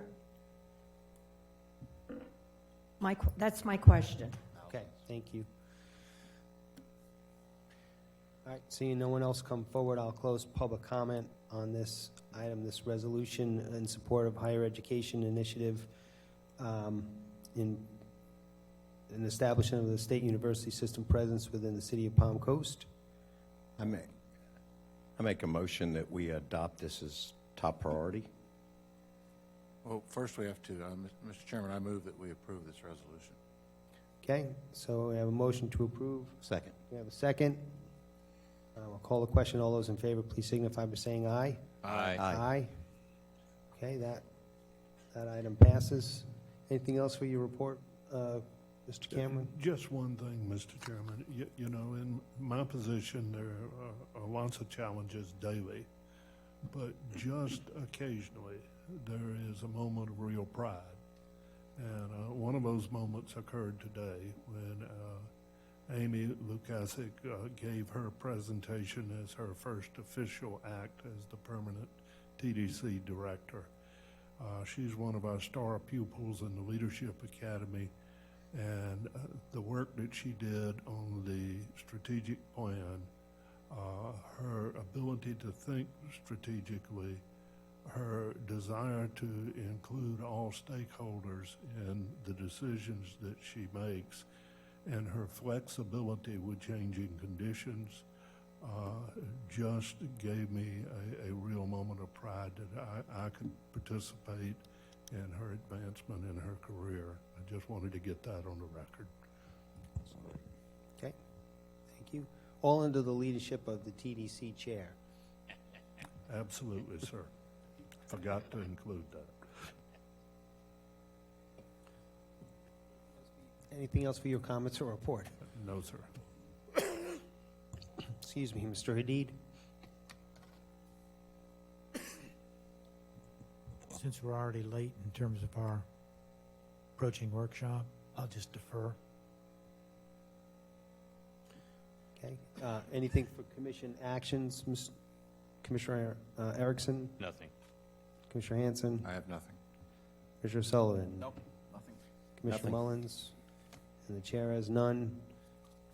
We will move to community outreach. This is our last 30-minute period allocated for public comment on items not on the agenda.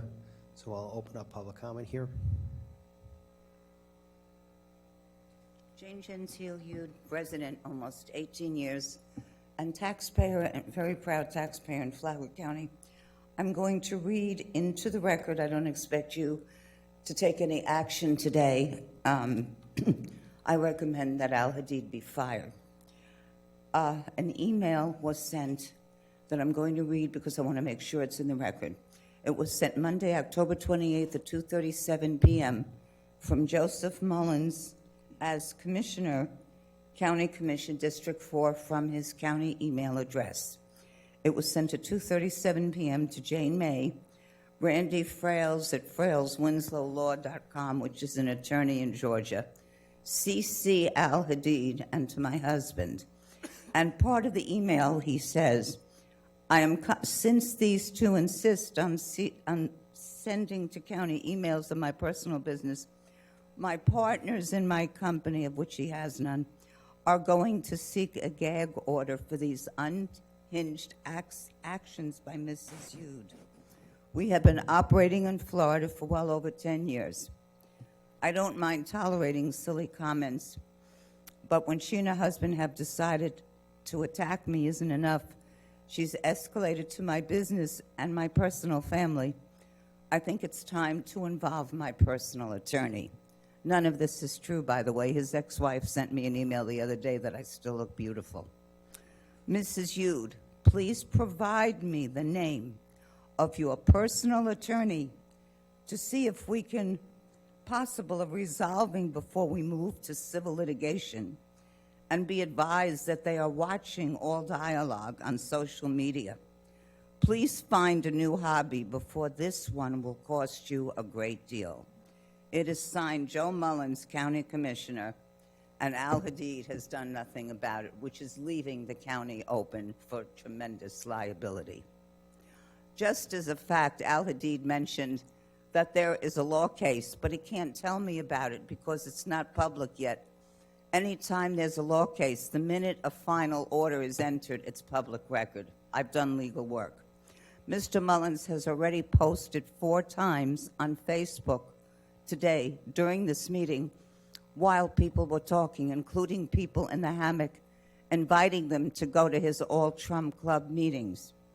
His insults on his Facebook page say he is a county commissioner. Joe Mullins, Inc. clicks on to Joe Mullins, Commissioner. That is a conflict of interest, and if I do not receive an acute apology from Flagler County for the illegal actions, and Al Hadid is not fired or reprimanded for his lack of knowledge of the law, I hate to say it, I'm going to be suing Flagler County, the last thing I ever want to do in my life, but I will do it. Thank you, Ms. Hughes. Next speaker. Okay, seeing no one approach the podium, I'll close community outreach portion of our agenda. Move on to final commission reports and/or comments. Commissioner Erickson, I have none. Commissioner Hanson, Nothing. Commissioner Sullivan. Just again to put it on the record again, the two veterans events that are coming up, first November 11th here, followed by the picnic at the town center. First time we're doing that. It'll be very helpful for our veterans to check in at the community center so they can get try to get some kind of accurate count on how many will be coming. And then, of course, our Freedom Fest on the 16th. Both are great events and worth going to. So we want to keep pressuring people to attend because it's a good deal. That's it. Thank you, Commissioner Sullivan. Commissioner Mullins. Yeah, I do. I actually want to start out by saying, the county attorney, Mr. Hadid, you're doing an incredible job. I think you're working hard. I've watched it. I've come in several months ago and certainly evaluated very strongly and pushed for some changes. And you're one that I'm very proud that I stand by. And I think you're doing a great job. I hate that we become punching bags so many times, but I'm learning to become used to that. As far as my personal business does not have to, and it will not. And I would say before attacking that, find a new hobby, and I'll put that on the record. I just want to say real quick, I want to commend the county manager and staff on Spirit Day last Friday. I think it was a very good move by the county. It made a lot of smiling faces. I'm very thankful for the outcome, but I'm also thankful that it was a great game and a great rivalry, and I think that maybe we ought to look at doing that more with some of the college games. Some of the emails from staff was just thanking and saying how giving the gratitude of enjoying working here for now and being a very good environment to work in opposed to what it was at times. Also want to say that we had some really good meetings. I had a really good meeting with Congressman Collins at that event and got his pledge to look at the county and come in and speak to the county. Congressman Collins is he's the minority leader of the Judiciary Committee. Also attended, I mentioned to you guys about that Veterans Lodge. I've spoken to that group and would probably gladly be pushing that over to Commissioner Sullivan and Commissioner Hanson, since you guys have so much involvement with the veterans, this group to you guys to speak, because y'all understand the need for this a little more. But it creates a community and an environment for their families, for their people to go to. Just a beautiful facility, and Flagler is an area that they're interested in doing something like this. And it would house hundreds of veterans and give them a unified place to get the care and get the facilities that they need.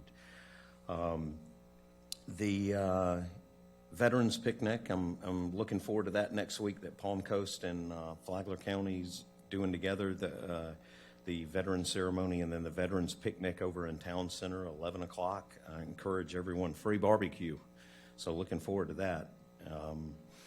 And then I did by the consensus of the commission set up a meeting for the pets. That is next week, and if you can come, let me give you that time real quick. That is going to be done with the Humane Society, and that is next week at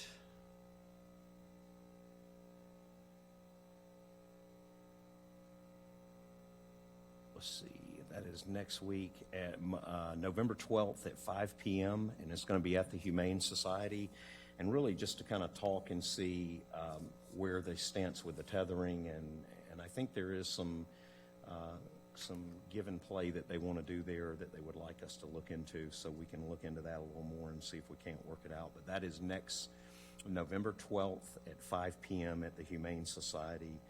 And then also bring up that next Thursday, the following Thursday, there's the farm tour that we're doing in District 4, and I've invited Congressman and senators from the national and state level as well to come.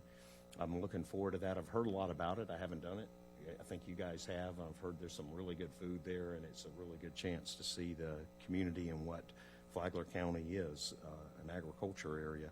I've also extended an invitation to Secretary of Ag, Sonny Perdue, and staff, and we're waiting to hear back from them to see if they're coming in or who is coming in. I know that we will have some attendance by him, so looking forward to that. And then tomorrow I head down to Congressman Mass to speak to him. He is over our Department of Transportation committee. He's in that, and speak to him down in Port St. Lucie about some of the needs that we have in the community for infrastructure improvement, radar at the airport, and some of the different things. But looking forward to that. But again, as always, it is an honor to sit up here with you guys, and it's to grow in this process with you guys. Also attended an event last night, Republican kickoff of the Lincoln Day. A lot of state representatives were in that area, state leaders, and very, very strong conversation about doing stuff for this county and this community and getting focused on us. We're becoming a great hub, and it looks like we're moving in a great direction where the county and where the state and national leaders are starting to pay a lot of attention to Flagler County. So it was a great event last night, seeing them and speaking to them about our area. That's all I've got. Mr. Chairman, if I could add one thing, that on the day of the picnic, Veterans Picnic and all that, at the high school auditorium, the Air Force Band is doing a concert at 3 o'clock, no charge. That's so great. Kind of a neat thing to follow up. Yes, sir. Yeah. Yep. Yeah, they do a great job.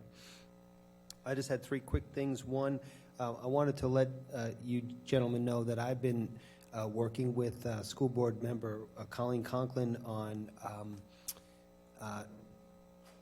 developing what we're calling an intergovernmental meeting to discuss results from our community health outcomes survey and see if we can't talk together as elected officials throughout the county on some strategies and things to try to address the 5 identified areas of concern for our county, such as mental health, youth, and adult. You'll hear more about that. It'll be a properly noticed meeting. We're working to do that towards the end of this month, and so just stay tuned about that. Also, I wanted to thank you all for taking up this issue on the resolution to support the city of Palm Coast on this UNF project. I do feel, as Commissioner Mullins said, that it will be a game changer for us if we can land it here. And while it will start out modestly, I have visions that it could be a real driver in development for our county overall. And anytime you can marry education with medical and health services, I think is a winning combination in economic development. The last thing I'd ask you is for this next meeting here at 1 o'clock, the workshop, I would suggest maybe we could convene it, start it right on time at 1, and then have an immediate motion to recess it for a little while, whatever your pleasure is. So. Okay, so with that, I don't have anything else. I would entertain a motion to adjourn this meeting. Move we adjourn. Second. Okay, thank you. We're adjourned.